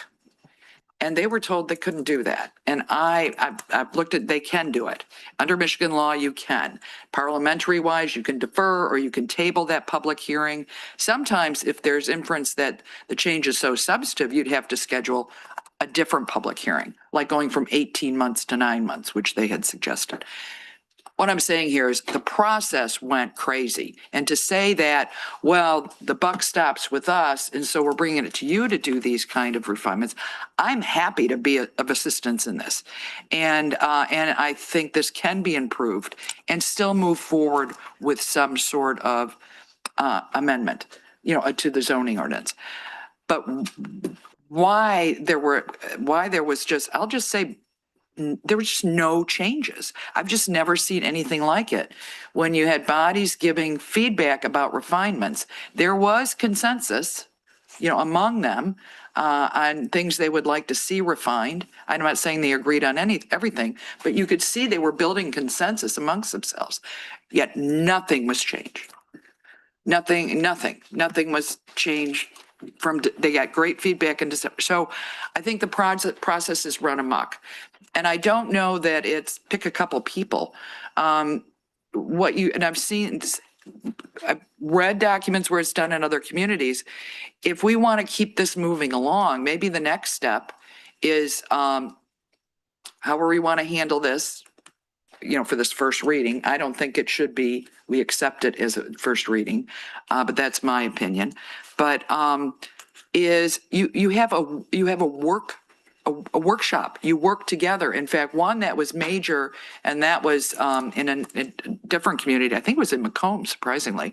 They had a joint planning commission and city council meeting to sort of have those kind of discussions, to give those feedback and refinements to staff that there was some consensus on.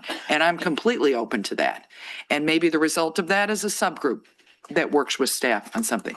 But there are options here. But what I've seen to date, this coming to us from original draft to now, it makes me very uncomfortable. And I don't want to go into all of the things that I'd suggest as needed refinements, except as right. John's mentioned some good things. Andrew has, and my list goes down too, on different ways these could be modified. But I wanted to say, I think why we have so much to discuss if we went into the meat of this is because the process was somehow short-circuited here, and I don't understand why. So that's it. Yes, go ahead. No, I intentionally wanted to listen here because I think it's good to hear from that end of the table that's really tied into the DDA and EDC. Laura, I think you have a business in town. I've heard about it. You can buy it. So I wanted to hear about that, and I'll just take a couple minutes to go through where I am at this point. So I am, along with Barbara, the planning commission liaison. I've been in the back of the room for every minute of that discussion and taken a lot of notes. And frankly, I'm a lot smarter now than I was. So let me just go through where I think I am and how we proceed from here. Great, Andrew. So first off, multiple things can be true at the same time. So we do have to hold multiple ideas in our head at the same time here in order to be productive. It's not binary, one thing or another. FAR was very interesting.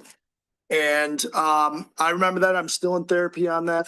I'm doing great. Does everybody understand floor area ratio? Show house. 2/3 land, a 6. third So property. I generally was not supportive of FAR because I did not think that it answered the actual questions people were asking. So it was way too much focus on what the size of the house was. When you listen to what people were saying, it was the massing of the house, water runoff from the footprint, tree destruction, losing the quaintness of the different communities. And FAR really did not answer that at the time. And I think the knee-jerk reaction through multiple meetings was people wanted to walk that ratio down to 0.32, which I thought was obscenely low. Plymouth is 0.40, and then eventually negotiated it back up to 0.36 with some restrictions for the half story on the top. I would love to see what that looks like, by the way, as a homework assignment for you, but I am very, I brought that up. I am very sympathetic to limiting the approach that government has on anything. That's one part of it. The other part of it is, however, the neighbor had to deal with water runoff that was going into their basement. So you can't say my activity works independently of my neighbor. That's not a true statement either. So you have to work in both of these, and we have to be very careful, which is why this is a very complicated matter. So I was very against the restriction of somebody who's buying their own land and doing what they want to. But by the way, in that book of ordinance, every single ordinance is a restriction on what you can do with your own land, property, and time. Like, that's all the book is restrictions on what you can do in a, let's say, restrictionless environment. So there's ordinances all over the place. But that doesn't, we have to be very, very careful not to be so restrictive. Like when we got to that 0.32, I thought that was outrageous because I thought we were taking value from the land of people who are trying to sell because it limited the cost for square foot in construction and the ongoing effects and didn't solve the problem. So same thing here is we have to be very, very careful about the restrictiveness to the owner, but also it's not just the owner that's a stakeholder here. There's multiple people who are stakeholders in a vibrant downtown, and we have to tread lightly on balance here. It's not, can't be one, it can't be the other.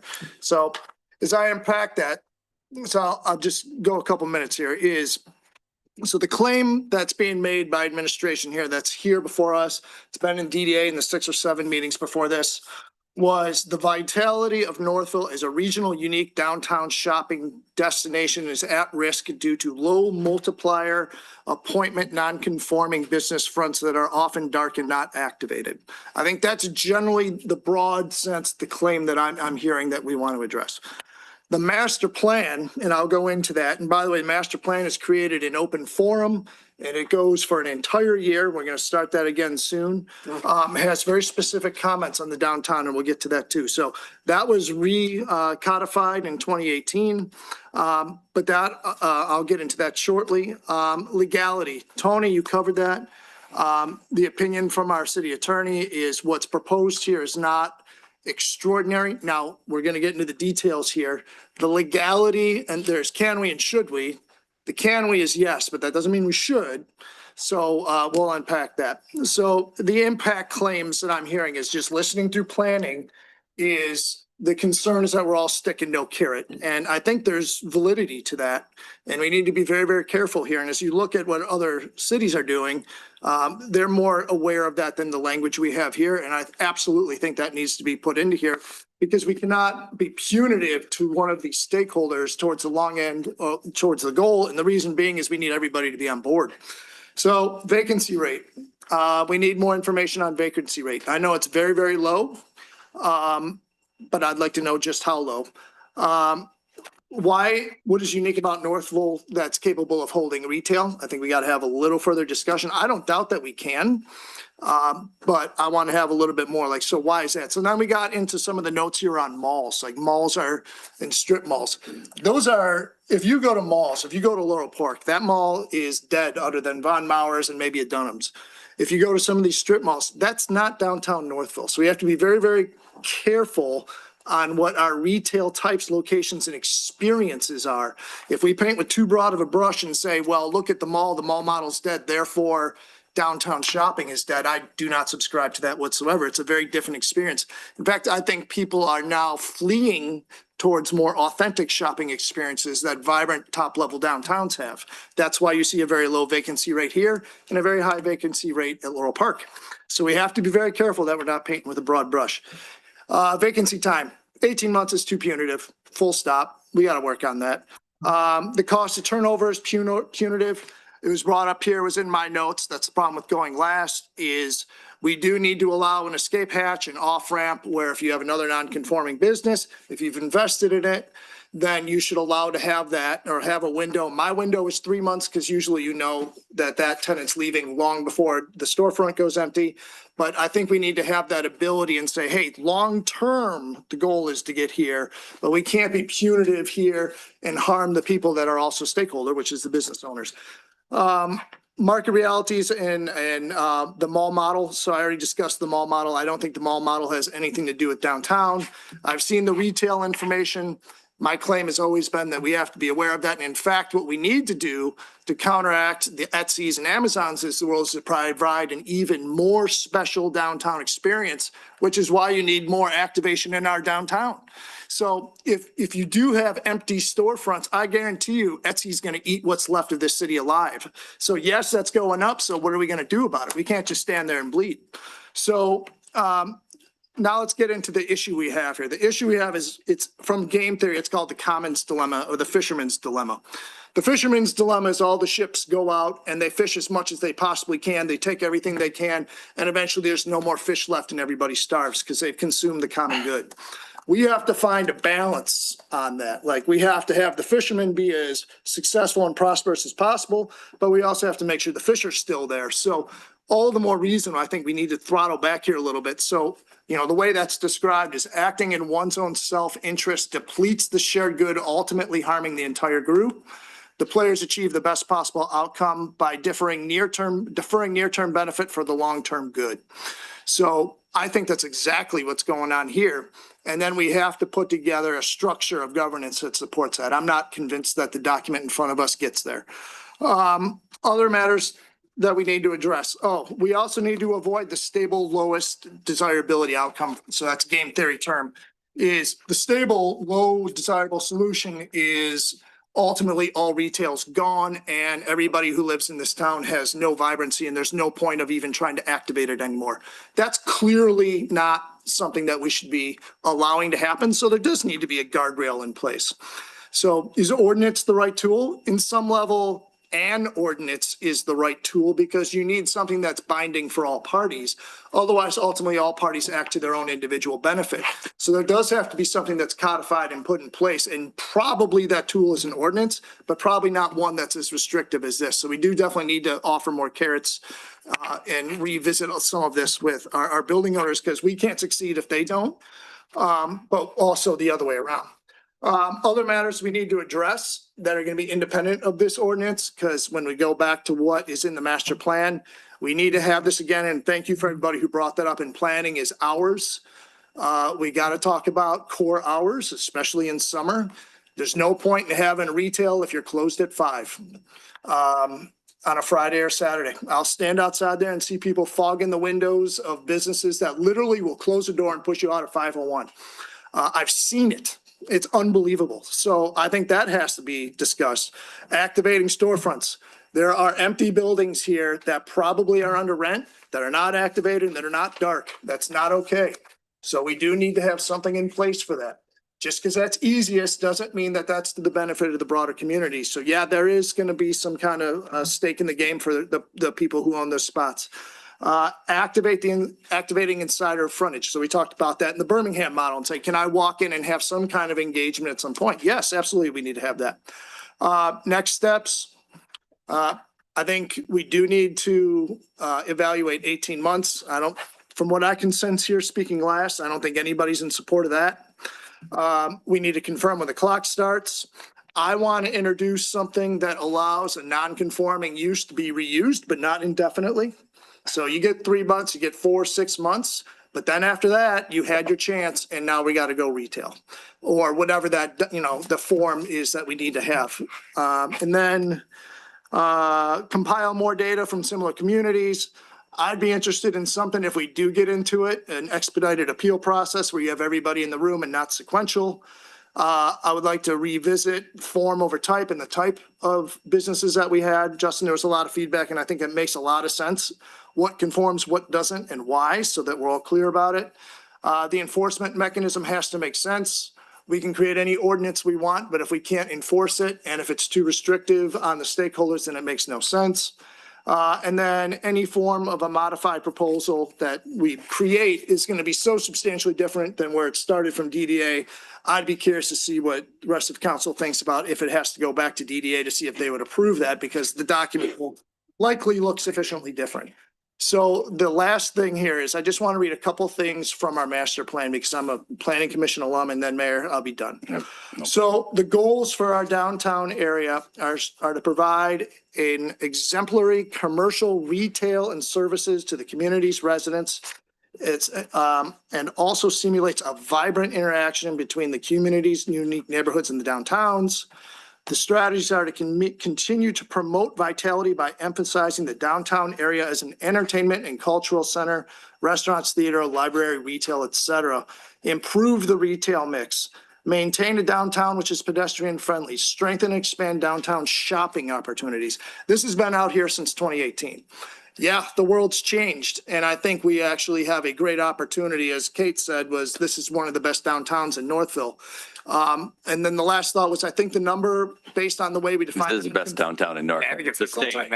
It's okay, we got it. So if I'm not mistaken, Justin, there was some discussion on what the level of problem is based on our current definition of non-conforming. I think we was 30%-ish. That's correct. Okay, so then we first have to say, is the definition of non-conforming correct? And then we got to define what good or bad looks like. I think we can all agree. Is 50% okay? I don't think so. Is 70% non-conforming? See, you get that slippery slope, because if everybody's going to do the stable action of just putting in the easy client, and I'm not saying that that's what the intent is here, but we do have to have guardrails here because there will be significant harm to the downtown and the region if we do nothing.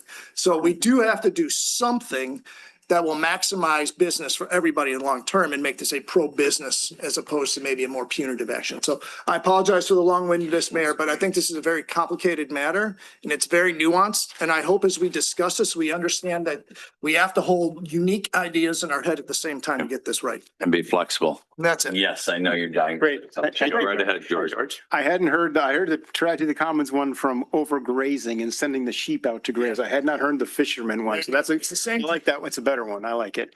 So, just wanted to talk for a moment about the process and staff. So staff doesn't sit around thinking about things they can do to frustrate people or annoy people. Hopefully staff are thinking about things that they can do to protect the future of the community and make the community a great place in the future, just like everyone here.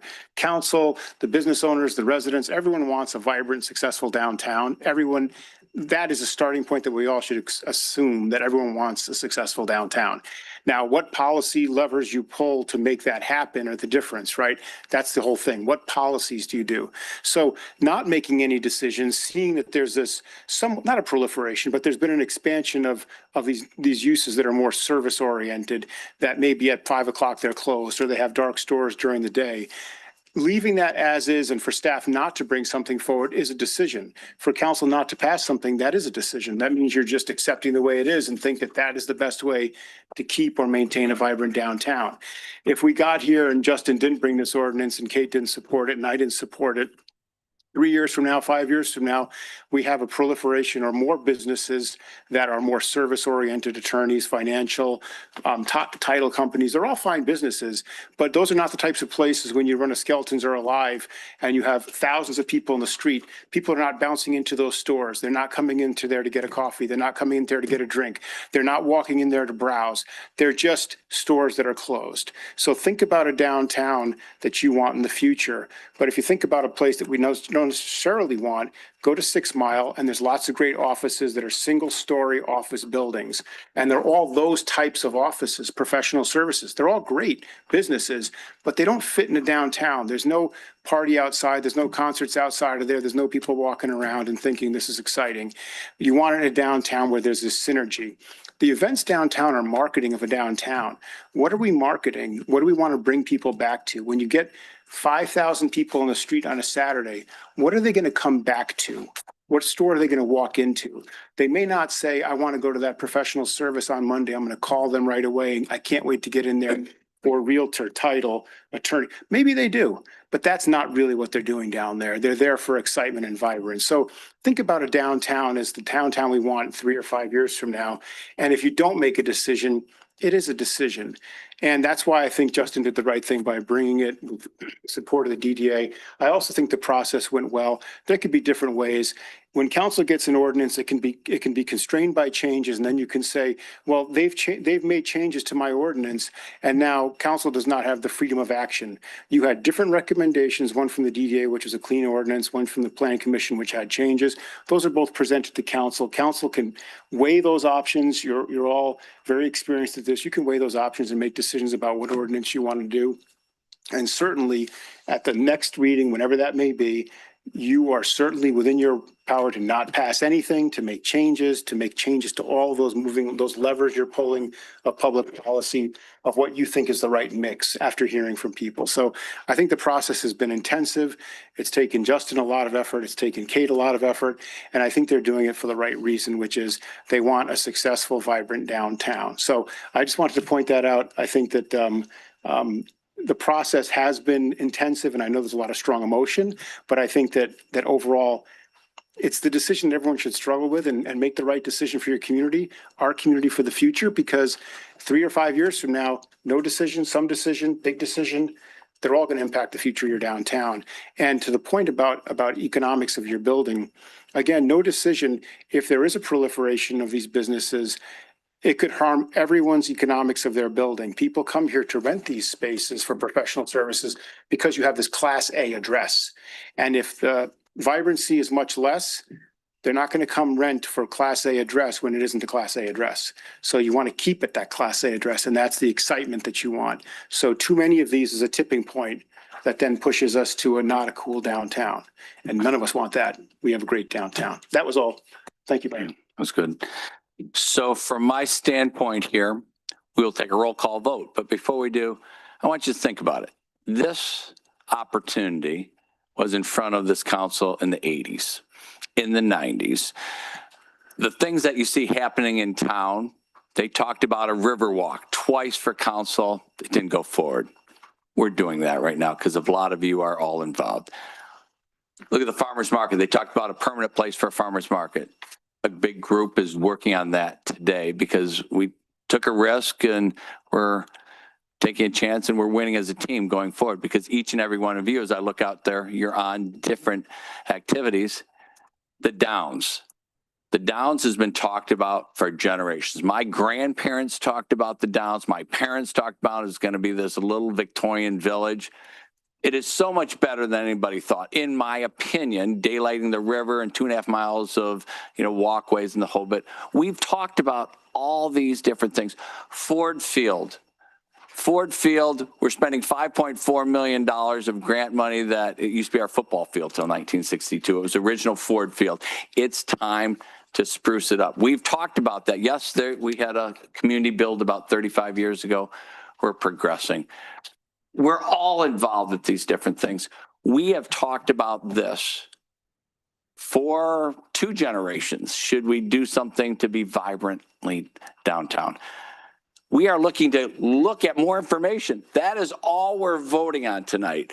I would love, as I said earlier, I'll put together a group, somebody from DDA, somebody from the businesses in town, somebody from administration. Justin, you can't get out of this one.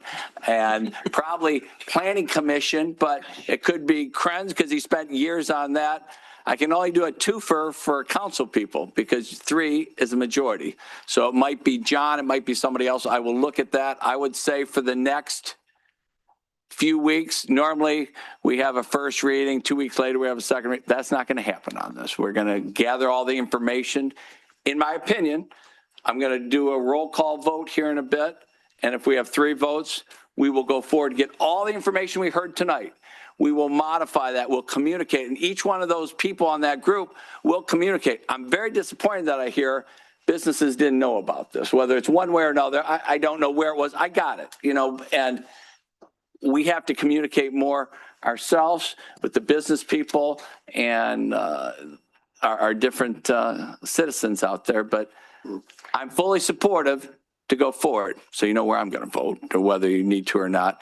We will put a motion forward. If we get 3 votes, we will then investigate in the months to come, and it'll come back after you heard a lot of input from a couple of the council people that's been on planning commission and others, and they'll be responsible to get everybody's here input and business people. That's what I'm going to do right now. If it's not voted in to go forward, I think I'd be very disappointed. Imagine if we didn't go forward on Ford Field, we didn't go on the farmer's market, we didn't go on the Riverwalk, or what's going on in town. So vote for the future. We've done this twice at council since I was young, and we're all younger at one time. So that's all I have to say. We've had a lot of discussion up here, and vote your heart, and we'll go in one direction or the other. I think it deserves more work and more discussion. Heard a lot of things. Everything that was said tonight will be incorporated. Yes, and I understand the way Justin went with it. It wasn't modified. Does it have to be? Absolutely not. But from this point to the next one, absolutely it has to be modified, and we'll get all the input. Isn't that correct? We can go from this one to the next one with all the input. So there is a sample motion in your packet, and if you approve the first reading, you could strike the second portion of the sample motion that puts second reading and adoption at your next meeting. Yep, But and that I would absolutely. the second reading and adoption would occur after we've had the chance to review and incorporate the comments that were discussed this evening. Right. To bring forward a draft order. Not ready. Every one of those things we've talked about, we had a task force and they've done tremendous amounts of work. We'll have a group, like I just mentioned, of all those participants. Just to clarify though, we're not reburying the river if we are not reburying the river. God forbid. Anything else? You've all spoken already. No, but I'll let you speak one more time. Well, you spoke as well. So I am the mayor last time I looked. Go ahead. well, no, I wasn't talking about the way you run the meeting. I'm talking about speaking. So we have a sample motion before us. Yes. And Justin has suggested one option to change that sample motion, which is to strike everything after the comma, correct? Strike it and replace it with language replace it with language for reviewing the comments and discussion tonight and bringing forth an ordinance with modifications for council. Are there any, you, as the mayor said, first comparisons with the river, and that is different than this, but for the purpose here, are there any other options? I think you've heard from several of us, not all of us, but that we're supportive of having some sort of ordinance, but not supportive of this one and substantively. Is there another option other than accepting this as a first reading for a motion? Respectfully, could I make a proposal there? Because I think where we have May 4th, we could say for a later city council meeting after a collaborative process to refine the ordinance based on the feedback provided. That's good. Absolutely. I like And that. then that way, we're not Yes. committing to a date. We're allowing time to work with all of the impacted parties to come up with an ordinance that is fully supported. And we're not locked into trying to do it in 2 weeks, 4 weeks. And the collaborative process encapsulates the mayor's possibility of a group to have more feedback and discussion. And hear everything you've said tonight, everything we've heard before this, and the DDA comments and the planning commission comments that we have them in our packages tonight. They are not buried. We understand we have many people that go to all those meetings. So tonight is the night to go to the next level. So yes, that would be a motion that you could do. So you're saying move to approve it as a first reading. How to move to accept it as a draft reading of an ordinance as presented, and then with John's language. I would assume a first reading inherently implies draft because you're going to modify it between first and second. No, not inherently. And if we're saying a collaborative process to refine. No. The planning draft phase starts after the acceptance of the first reading though. Right. Right, that's when the modifications occur. So to me, this is the kickoff of modifications of what we've received. Okay, yeah, I just. Right. So John, if you want to read that motion. Because it says an ordinance, it's not the ordinance. Right. It's just introduction of an ordinance Right. amending chapter 10. Okay. All right. John, would you like to read Move to it? approve the first reading of an ordinance amending Article 10 Central Business District of the zoning ordinance with the second reading and adoption scheduled for a later city council meeting after a collaborative process to refine the ordinance based on the feedback provided. So we have a motion on the floor. Do we have support for that motion? Support? We have support. Any other discussion on this motion that John has brought forward on the table? Now, this one, if we could do a roll call vote, that would be great. Yes or no, and we will go from that, if you could do the order. Friends, Yes. Janetti, No. Morosky Brown, No. Carter, Yes. Turnbull. Yes. So we will go forward and get more information and put a group together and get all the input for those that were here tonight and go on. We will be talking to you, Justin, on who may be on that committee to get input. And they'll represent that whole group, whether it's somebody from council or DDA or what have you. They'll be talking to everybody and we'll get And may- input. Yes. Another way to have more council members involved, but not violate quorum, Yep. but getting that input would be, there's different groups. There's business groups, there's DDA, there's planning commission. Right. So two council members meeting with different, you know what I mean? And Yes. then collaboratively come together and saying, what are some of those, is that, and of course, staff is welcome to be at those. Right. Obviously, that would be, We will try to move as quickly as possible, maybe starting. so there's different ways to, Absolutely. So we are at a lot of discussion that we're going to E now. I know we lost everybody that was excited about this one. Consideration of second reading adoption, chapter 1, section 20. No, that was what we just did, municipal, civil. Consideration of the planning commission. Oh, no, we are at item E. Oh, I thought we were at item E. I was thinking, yeah, municipal got me. You're right. This is municipal infractions. This is not a very sexy one. That's why I forgot about it. So tell us about this one. Yeah, I can The city put council. D and E together in my mind for a second. Go ahead. City Council approved the first reading at your Yep. April 6th meeting, so it's the same ordinance back again. I did speak with Councilmember Morosky Brown after that meeting, and we've made some non-substantive clerical changes. Right. Mostly punctuation related in the ordinance. There's no substantive changes that have been made. Again, this is Right. just updating the list of authorized officials for the ordinance enforcement process, assigning those responsibilities department-wide across the city. Right. Yep, absolutely. We discussed this last time and this is the last reading. This is a second reading and Yeah, that's adoption. correct. Right. So any questions? We had input from last time and Barbara had input. You've capsulized that in this. I believe so. it was minor, but Okay, it was right. just, It's but small it's things, like, if it's I gonna be remember. around a long time. Might as well. Absolutely. Yep, I remember. Perfect. Excellent. Any questions? No substantive changes. Nope. No, Good. or input. Excellent. Excellent. Any comments from those in council? None. Closing that off. Anybody online with a hand raised at this moment in time? Not at this time, Mr. Mayor. Excellent. That we gave them that opportunity to put their hand up, that is. So I'm closing off public comment. Anything else to add before I ask for a motion? And we have to do a roll call motion, I believe, on this one, or do we? Maybe not. Nothing else to add, Mayor. Okay, thank you very much. So this is the second reading. I think I can do a regular, everybody hands up, I'm looking at the lawyer of life. But this is not, this is the second reading and adopting that second reading. I can't see you today, Tony. You've been hitting on me all day, maybe on purpose. So I'm looking for a motion. I think you have a sample one in your package, if you'd like to bring that forward to the table. I move to approve the second reading and adopt the ordinance amending chapter 1, section 20 of the Code of Ordinances. Support?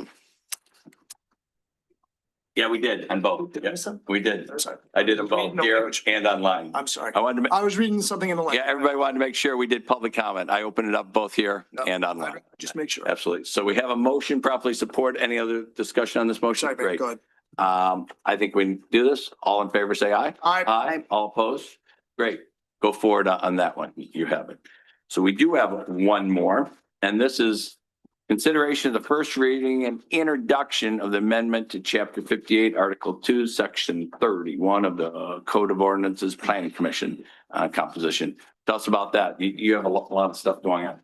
So staff has been reviewing the composition of all of our boards and commissions, and in doing so, we've identified that the Planning Commission, the Michigan Planning and Enabling Act allows 5, 7, or 9 members. The current Planning Commission ordinance stipulates a 9-member Planning Commission. We actually currently have 8 due to a vacancy at the end of last year. We also have a member whose term expires in June who has indicated that he will not be seeking reappointment. And so this is an opportunity to review the composition of the Planning Commission and set it at 7. And that would be done through attrition. So no one would need to be removed midterm. This is just, and then we're recommending that this ordinance would take effect July 1st. So we would finish the current terms, and then starting July 1, we would just be at 7.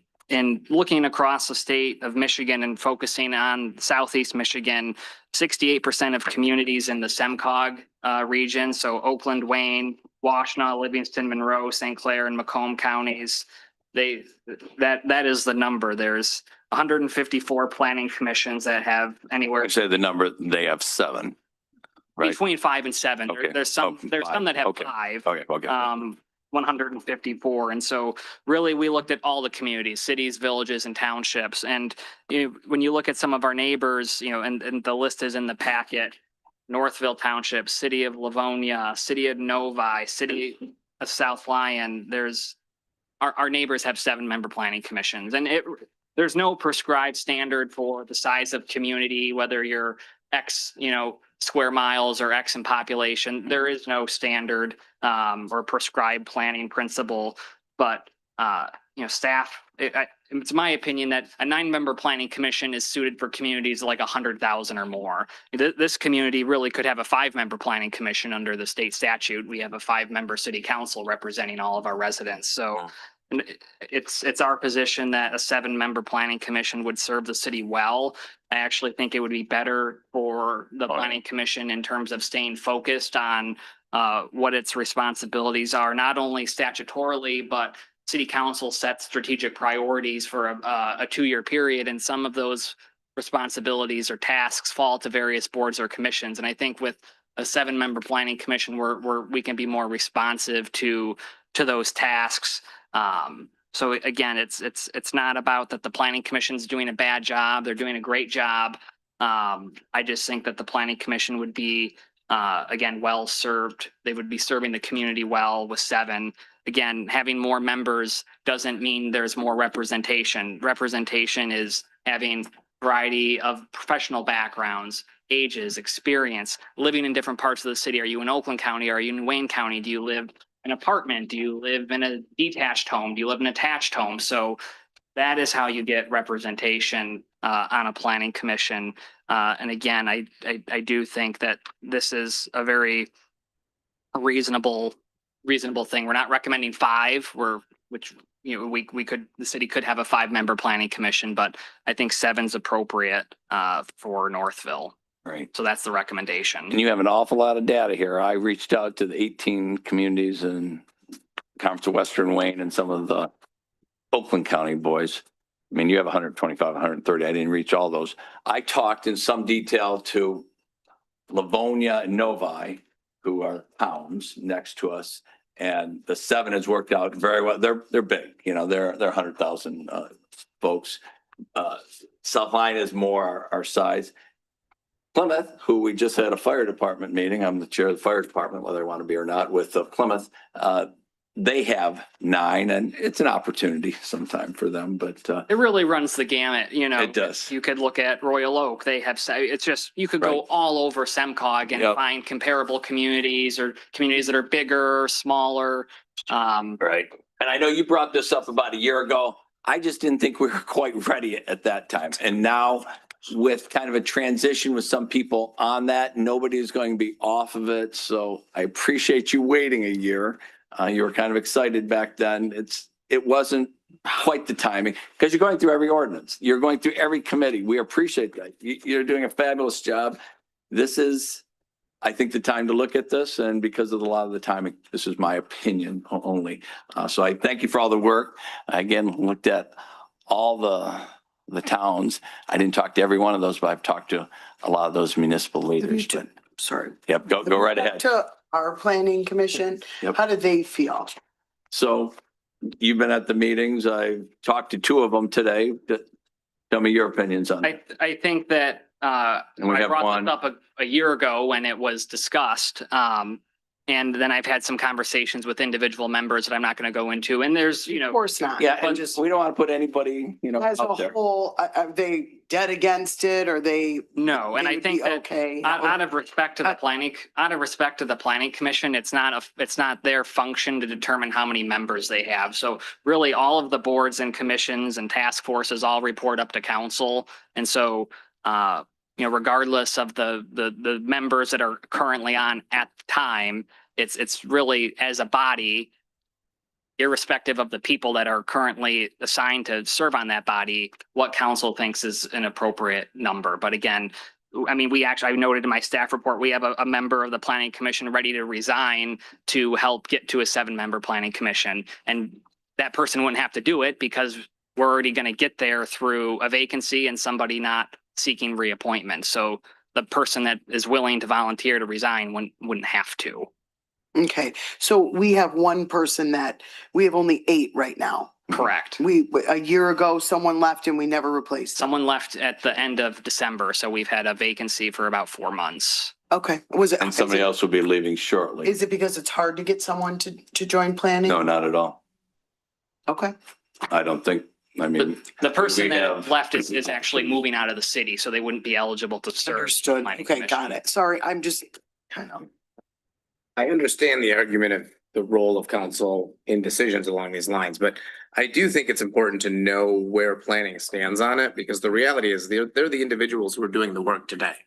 And so as we approach a master plan, it does concern me of, is this the time for us to be reducing the number unless they're saying that it's leading to some conflict, some issue that's hurting efficiency? I guess I'm struggling a little bit on what is the driver behind the change, other than just city size and an opportunity. Yeah, I think that it would be more efficient for us to conduct the work that the planning commission needs to conduct with 7 members.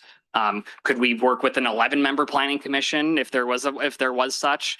Yes. But we don't, it's staff's position that we don't need a 9-member planning commission to do the work that's required. and there's 26 communities around here with 5. And I'd absolutely say, absolutely not. We'd never go to a 5 commission. Some communities, the city council, the legislative body is the planning Yeah, I commission. know that. Hey, Yep, easy, yep. Justin. Yeah, That's we're not recommending So that that. would be the planning commission and council. Hey, That easy, is dude. never going to I happen. like to say I'm open to all discussion, Ever. but let's end that one Ever. now. That is not going to happen. That It's is- unusual that that there's is- 6 and some. I Strike guess that. I haven't heard that. So 6 people, how can you have a quorum? Yeah, How can so you get something- just to set the record, the mayor's throwing around the figures. I think it was a great deal of effort for Justin to put together those 226 communities. We're going to do a little bit of deja vu on this in a second. And I can tell you, even when I did the smaller number, because it was more of a narrow assertion that was being made when we walked down memory lane last April, same meeting, it's a lot of work. It's not easy to go find that. So actually, thank you for doing that work. I wanted to patent my research Yeah. and sell it to somebody. But we're going to talk, so if we walk down memory lane and also for example, Conference of Western Wayne, just to give you another metric, the cities in that, 70% of them are 9-member. So, we're looking at this holistically overall, and then let's go. So where we were last April, my recollection is council removed it from the agenda completely. It came out of the blue. And it was taken off. But just briefly, because the finding is the same now as it was then, it's actually even stronger because now we have a larger data set. So the assertion in our memo or analysis in last April was that for a municipality of our size, And for the sake of efficiency, I think that was the term used, that we should go to a 7-member planning commission. And it was true that just before it came to us, Justin did ask planning commissioners. I didn't ask. Well, he didn't know. He didn't ask what he did. He didn't ask for a discussion on it. It was part of his report out at the beginning where he just lets them know. But that's not a let's talk about this. It's true the decision is with us, but I just want to set that right. In this instance, they were not, neither were they asked or were they notified that this was coming up again. So when we were back at last April, it had the two issues, comparable size and efficiency. I didn't know what either of those mean, but what I did is comparable size went with population. And the other, and it was affirmed by Justin last April, it was cities. Our peers are cities, not townships and villages. And particularly townships are just, there's differences. And you'll see when you look at what those differences are, that's why there's such a pattern and trend. So what we found was when we looked at whether it was cities between 1,000 and 15,000 or those between 10 and 15 or 1,000 and 10,000, in our cohort, the dominant number of planning commission members was 9. Okay.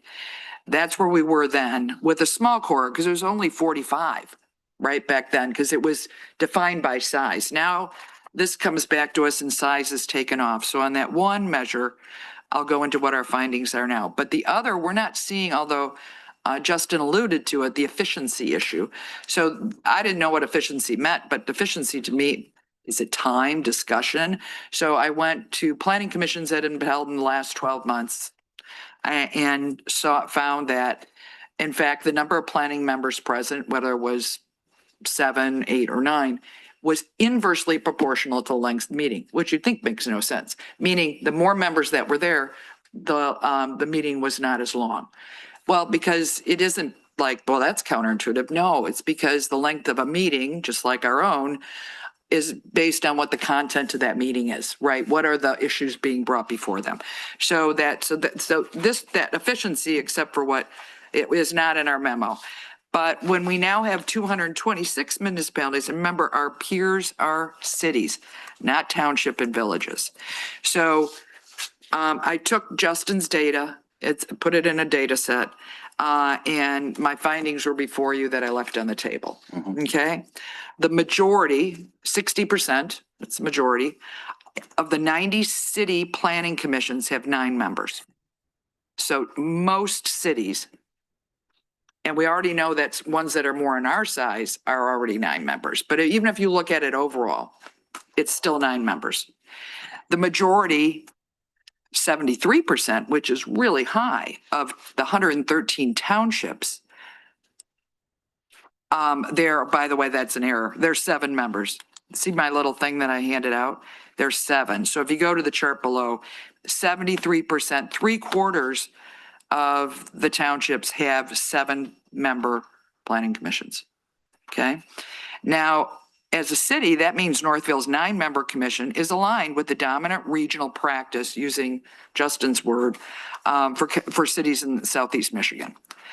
In Wayne County, a significant majority, 71% of the 31 cities have 9-member committees. So, looking at that level, villages are mixed. It's like there's not a dominant. It's 48%, 7, 30%, 9. There's only 23 of them. So the city staff I think you did the work. Justin's finding that a substantial majority, 68%, have less than 9 members is because the analysis is heavily weighted to townships. So, which is not our direct peer group in terms of our scope of responsibility. So, so 73% of townships have 7-member commissions and townships make up half. That means when you're looking at that overall number that gets you 68%, that's what it's weighted by. But if you look at cities, overall, 54% of cities are 9-member. If you look, I'm 60% are 9-member for the 54 cities in that. So then if you look at the other is that if you say, well, who has, you just slice it a different way. For for planning commissions that have 9 members, how many are 9, it's 75% for city. That's the dominant type of municipality that uses a 9-member is just like us. The other is that it's getting into the nit of the methodology here, but there are some communities, as was just mentioned, that choose to, their city council commission they are the planning commission. And you Never happened. Yeah, no way. I can't believe that. But City of Grosse Pointe is one of them, for example. That's You wouldn't correct. think that's what they do. So those that never made a choice of do I want a 5, 7, or 9 member planning commission because they said we're going to do it, they're included here. They're not 0 because there are no, they serve the function of the planning commission. God bless them. So that would push the percent up a little for city, but I mentioned to Justin, I don't think it would probably nudge more than 1% or so. But I see, and I guess this was a solution looking for a problem. There is no problem. Our planning commission is amazing. And I think having 9 members, I would disagree with Justin. Diversity, in fact, when there's no study on planning commissions, but when they talk about effective planning commissions overall versus the number, the importance is the diversity of the skill sets on the board and that strength that they bring, being from different representative areas of the city, and also the process for choosing those, in terms of soliciting candidates. And we never have had a problem with good quality candidates for the How planning long has there commission. been 9? It was longer than memory. I don't I know. have to look back. I'm sure at the beginning, Yeah. 20 you years ago, we did it all in one can't- for the 27 boards and commissions. Yeah, I don't know that answer. Laura, the reason you cannot tell is because it has the date that there was a change to that part of the ordinance, but you don't know they were changing the composition. So, yeah, is that fair? That's correct. Yeah. So I just say, first of all, I believe it's a solution looking for a problem. There is no problem. And certainly we fit right in with the trend of, the common practice in other cities or prevalent practice to have 9 members. So again, same place as we were last April, same type of finding. I just don't even understand why this is coming before us. George is dying to Yeah, talk no, I over just here. and I'll wanted say to a word mention after that, I think that we have the benefit of an excellent planning and zoning administrator in Justin. And I think that when we have a staff that is exceptionally lean in terms of our operation, we're a small operation, but we do a lot. When Justin came in, he had 2 commissions. We very quickly gave him a 3rd commission and he's taken them on and embraced it all. He has to manage 3 commissions that are very busy, agenda packets for people, talking to people, communications from people, checking when people can be there for meetings and not, even surveying when people can come for special meetings, whatever it may be. And he has some 28 commissioners that he has to manage. So I think anything that we can do to give some deference to our staff people, when there isn't a difference in how it would impact our operations, that I do think that some measure of consideration could be given.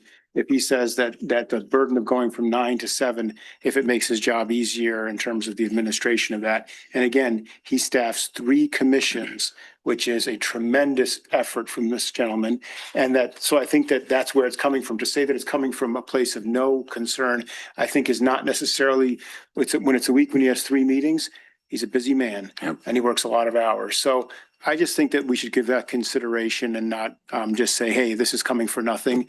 I do think it's an important issue when we ask staff to take on so much. We've taken things back from consultants and given it to a staff person, and he does a great job. I think everyone admits that.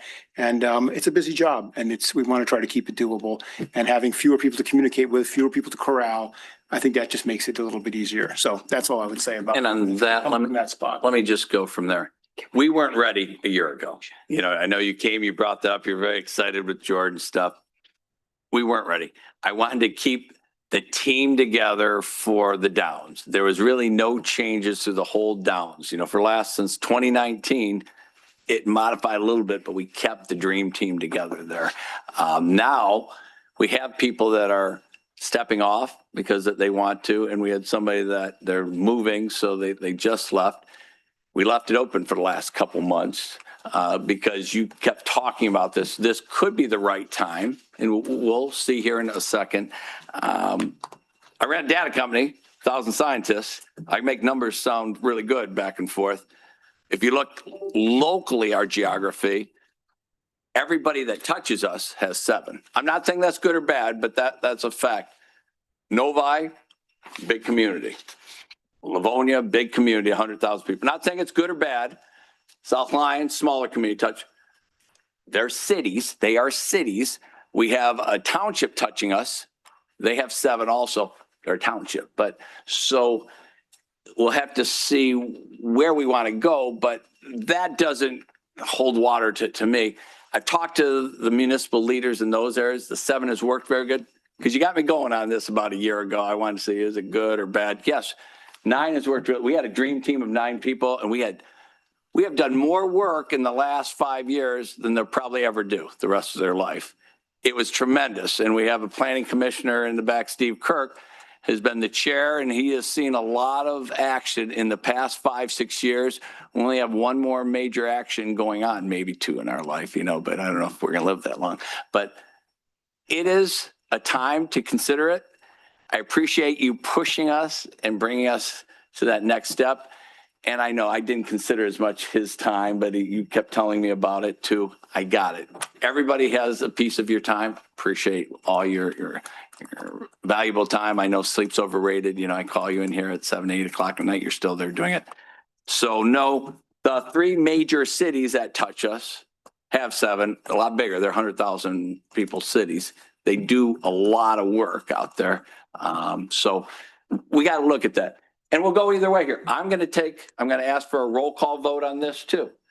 And if it's 3, we will consider this and try to look at things between now and the next. Tonight is not voting for it. It's voting to keep that information going, and it'll come back. And then that vote will count. That will go, whether that's in the next 2 weeks or 30 days or 90 days when we're doing the other one for downtown. Haven't decided that, but this is the first reading. So appreciate your time and energy.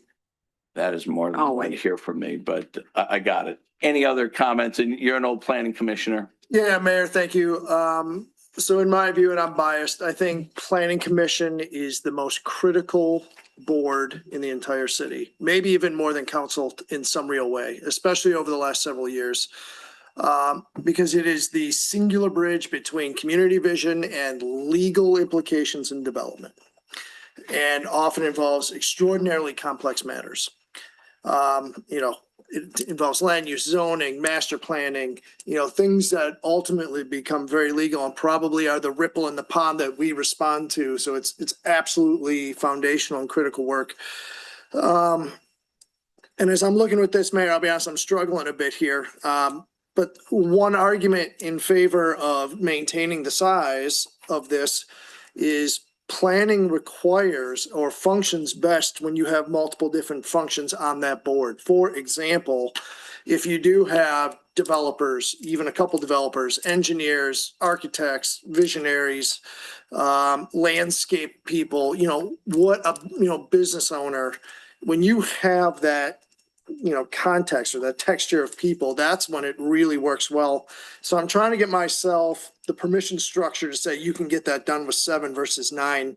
And it's not at all obvious to me yet that that's the case. And you couldn't do it in 5. I don't know how You people do definitely, that. 5's off the table and city council's off the table. That's outrageous. And I Absolutely. want that stricken from the minutes. There's no way. Yeah, me especially. I need to have a family to go home to, Justin. I'm barely hanging on. So, with respect to the data sets, thank you for the data, but to me, that's all contextual.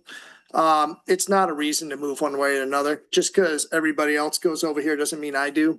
And if there's a higher correlation, that probably means there's some macro driving factor, which is what I'm probably more interested in. So if it's 70% do this or that, it's interesting, but it doesn't lead to what I think the outcome is. And the outcome is going to be the highest quality product to serve the community. The council provide the clarity for BZA and, a bunch of other functions. And, I'm willing to vote yes tonight, but I want input from a lot of people to vote yes in the future, because I think like you said, planning has never had a problem attracting excellent people. And the output's always been great. So I'm willing to look at it, but I am not there for 7 yet.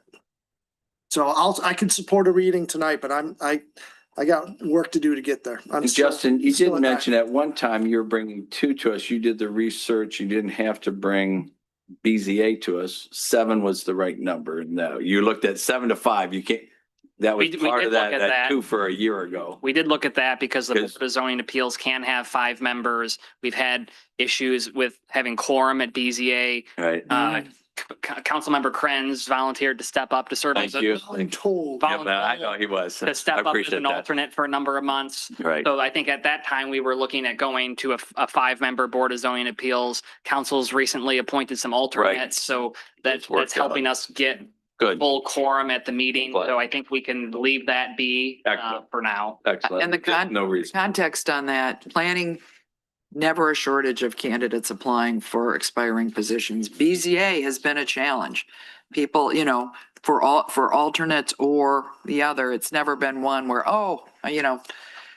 it's just less. It doesn't mean we have really good people on the BZA. We have a number of them are excellent, but it just isn't the same. So you do lose because there's some quirk with the BZA that you still have to have a minimum votes no matter. You still need 4 no matter. what. Yeah, And it's a quirky. That's exactly my Yeah, struggle. It's not fair to that's the law. That's the law there. So that was why BZA is different. I thank you for bringing that up Yeah. because I've sat here time and time again, and if you have 5 people sitting here and you have to have 4 votes and the applicant doesn't spend their life inside City Hall, they don't know how much more difficult it is to get something that affects their future through. Right. And the fact that we couldn't get enough people to sit up here, I thought was outrageous. And if we couldn't get that, then we should shrink it down. But I don't see that issue on planning right now. So I'm open to discussion and I want a lot of input, but I'm still holding it at 9, but I'll vote yes because I want to get more information and maybe more. And to talk individually to. Yeah. Yeah, I'm all One being ears, here. but right now I look at the planning works the best when I said the breadth of experts that are there. And I worry if you have fewer slots, you can have fewer experts. They're going to pull together very, very complicated packages. So I just can't get past that part. Yeah, and I just don't see how going to a second reading, because it's not like, oh, there's nuances within what we're doing. We're changing a 9 to a 7, right? There's no refinement. So, and I just don't see that 2 more people add to Justin's workload. That gets back to, now there's another reason that has to do with efficiency. Last year it was efficiency about time, and now this just a different time. So, but anyway, for the first reading, it's So we'll about take a roll one. call vote to go to the next level and get more information so you can talk, if it goes that way, you can talk to all the commissioners. I've talked to 4 today and they don't want to be on there. So yes, you want to say. I was just to say a comment relative to the master plan, Councilmember Krenz, you brought that up. That's a big lift. Oftentimes there's a steering committee that's developed as part of a master plan update. So there's additional members outside of the planning commission. We could have a steering committee, and I'm not suggesting this, of 25 people, but generally the master plan is not solely a function of the planning commission. They kind of took ownership. Do you want 20 just not to have 2 more? I don't know how. No. It's not. Yeah, that'd be more work. I was just trying to use that as an example. So they have functions that. But we will bring in a lot of people. If we had problems with staffing, I'm much more interested. If we had problems with the caliber of the new entrants on there, I think you look at the new people on the board, they're outstanding.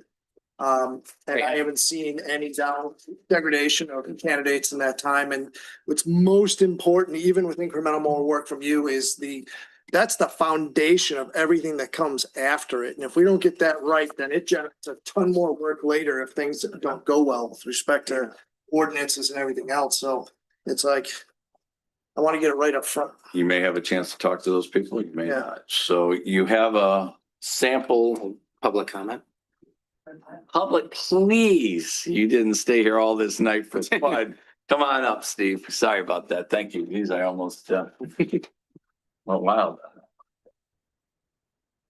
Full name and address, Steve. Good evening, Steve Kirk, 502 Beale in the city of Northville. I'd like to mention 4 people, Bob Buckcave, Dennis Inninger, Jim Long, Greg Presley. We all know those people. They're all residents of Northville. They all have developed and brought tremendous buildings and in firm of Greg Presley, he brought plans. All these individuals were willing to make significant changes to their buildings. Why? Because they're residents of Northville.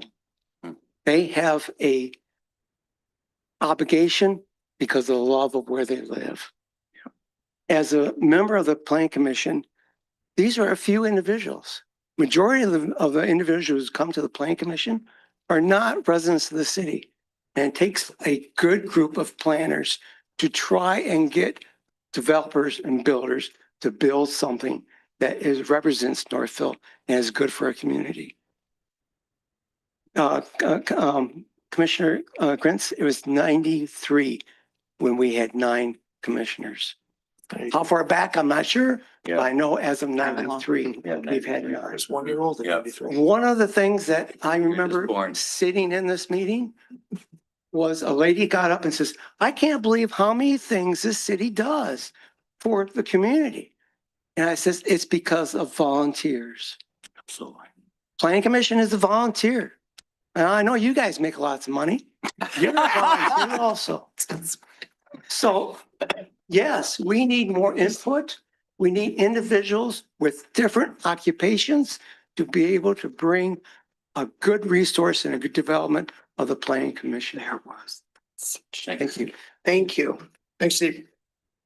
Anybody else in council chambers? Closing it off here. Any hand raisers online? Not at this time, Mr. Mayor. Thank you. So you have a motion in there. We will vote on that. If it's 3 in favor, then we will continue to look at this and talk to more people. If it's 3 against, then it will be tabled for now. We will not do it. You brought it to us before and we didn't get this far last time. And we apologize, but it wasn't the right time. I didn't think it was the right time. You had a lot of discussion in here. If we were going to do it, if we considered it, this would be an interesting time because we have that opportunity. Nobody will be displaced and the whole bit. So the dream team that's still kind of there is still together. So I got it. So from that standpoint, we'll take this roll call vote and we will take a look. I would love to talk to more people. We can't say their names. I've talked to 4 of the 9 and where they are or not, but individually we can do that and see what they want or where their notions are. And yes, your earlier point, we have that power and authority to do it, but it has been a team. It is the most important committee of the 27, no question. Is it more important than council? Maybe at times, so I appreciate that. They carry a heavy load. Yeah, they absolutely. And for the last 6 years, hugely heavy load. So with that, you have a motion if somebody wants to go forward with that. If not, I will read the motion. I'll make a motion. Okay. I move to approve the first reading of an amendment to Chapter 58, Article 2, Section 31 of the Code of Ordinances to reduce the Planning Commission membership to 7 members with the second reading and adoption scheduled for May 4th. Do we have support for that motion? I will support it for a vote. I can do that with 5 of us here. Any other discussion on this motion before we do a roll call vote? So get ready for a different order. Okay. Is that? Go right ahead. Janetti, No. Morosky Brown, No. Krenz, No. Carter, No. Turnbull. Yes, so we will not go forward with that. We will probably keep talking to planning commissioners and get their inputs, but thank you, Justin, for bringing it to us a year or so ago. Thank you again for educating us. We know more about anybody in our communities, local and in the 4 counties than we ever did on this. So thank you for that. Yeah, I'd like to just reinforce, Justin, thank you for Yeah. bringing all these. And I know we're trying not to give you more burden. I realize we give you burden, every one of us talking to you. And you have 27 boards that talk. You're pretty like a rooster. What I'm gonna try to do, so I have my data set, I have the data set from last summer that has every community in Michigan. And it has all their metric data. It's from the state data. If I can link yours with that, I can give you back that data set so you can filter on anything you want for a community. So You work with SEMCOG and you have their data. We are nerds. I know you have enough data. You don't need us to do your I'll try to job. sell it to SEMCOG. I think your full-time job is just dealing with the 5 of us at times, 6 once in a while here, but. We don't give you any trouble. I would also add that I am guaranteeing Justin's gonna walk out of here frustrated because he put a lot of time into effort. He did. He's been into working things. this for a year. Speaking Don't as take it just personally. one member of council, I have gained respect for you throughout this process because the way you responded to my emails, my questions, the details provided, you've done an excellent job. So thank you. I know you probably aren't thrilled with all the outcomes this evening, but I really do appreciate all the effort that went into it. Great. Thank you. Thank you, Justin. Good at your. Going to number 9, mayor council communication. Very briefly, appreciate, and there goes Justin. He's gone. Get out fast enough. Appreciate all board members, 27 boards, you know, we're 7%. Oh, he's back. Got something for God's sakes. So We thought you went out there. Very Oh, disappointed. wow. Say a couple words to yourself. I thank everybody for what they Repair the do. window after. Those things we mentioned, absolutely, it's correlation. We can do the things here because of the love of Northville, all those people on those task forces, on those boards for their volunteerism. We're doing tremendous. We are acting like a city of hundreds of thousands of people. Every city manager, mayors are coming into town because they have one piece of what we're going. We got 12 major initiatives going on at the same time. It's unbelievable. I mean, because we have all these people doing, it's not us. We help and try to knock down some hurdles once in a while, but it's the people in Northville that love it. It wasn't a negative on planning commission. It was, you know, could we be more efficient? We have the dream team together. You know, Justin, we're trying to save him. We don't want him, you know, lose any more hair on top there, but we thank everybody. So from my standpoint, I always ask people, get involved. Everybody has a lot of opinions. Get involved with some of those task forces or committees. Make a difference. Everybody loves Northville in one way or another. Make a difference and come do it. Tonight was a good form of democracy again. You know, sometimes we're told, oh my God, you know, we're not being as open. We're probably one of the most open organizations that I know. And I run a couple, you know, municipal organizations, big ones. This is a very open and communicative one that I'm a little disappointed. Not every business, but they got to want to get communicated to everybody too. We will do a better job on that next task force or what we're talking to people. We'll talk to businesses and citizens and those here. So that's all I have. Thank you for waiting it out tonight to talk at the end, Steve. Thank you, the Johnsons, for being here. You heard a lot of stuff. We covered a lot of ground. And Mr. Giannetti, thank you for being here for security for down there too.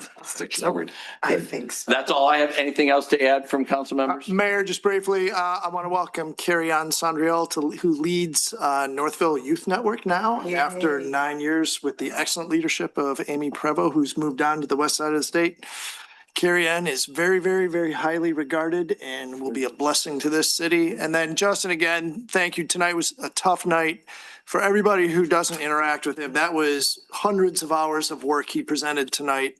And you know that sometimes it just doesn't get through and sometimes it does. And it's a tough job, but you've never seen him, you know, not embrace it. So the city's very fortunate to have him. It's just, you're not batting 1,000. That's all. So I want to thank you for that. It's like 975, like Dusty Mace level of winning. Ooh, good. Anybody else? Just Thursday night, the Art House is having a fundraiser at Genetti's. Please come. It'll be fun. And what time? I have does it my start? ticket. Okay. 5 or 6 or? 6:00. Okay. And Jason Magic's performing. Who else? There's a woman that And is doing live art too. they're doing Yeah, live art. live. It's gonna be awesome. It'll be fun. Yeah. Read your stuff. Well, you know. John. I'm going to highlight within the consent agenda. We've talked a few times about the Northville History Trail and markers that we're going to be doing around town. Some of those will be bronze. Some of them will be kind of the markers that you see today in structure. Some of them will go up on the wall. There's a lot of different designs that are being. The thing I wanted to highlight is between the America's 250 grant, the Community Fund, and the Motor Cities grant, we have covered all but 9,000 $130. Wow, that's And great. that actually has already been covered through Outstanding. donations. Okay. So phenomenal effort to get that. They're going to be great to be able to walk around this town and have reminders of our incredible history and the stories that came before.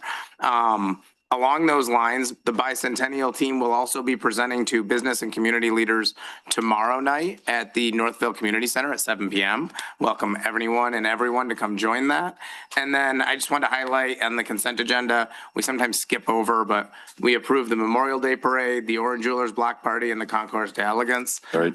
Phenomenal that we have so many people investing time and effort for events like this downtown. So appreciate all that. Absolutely.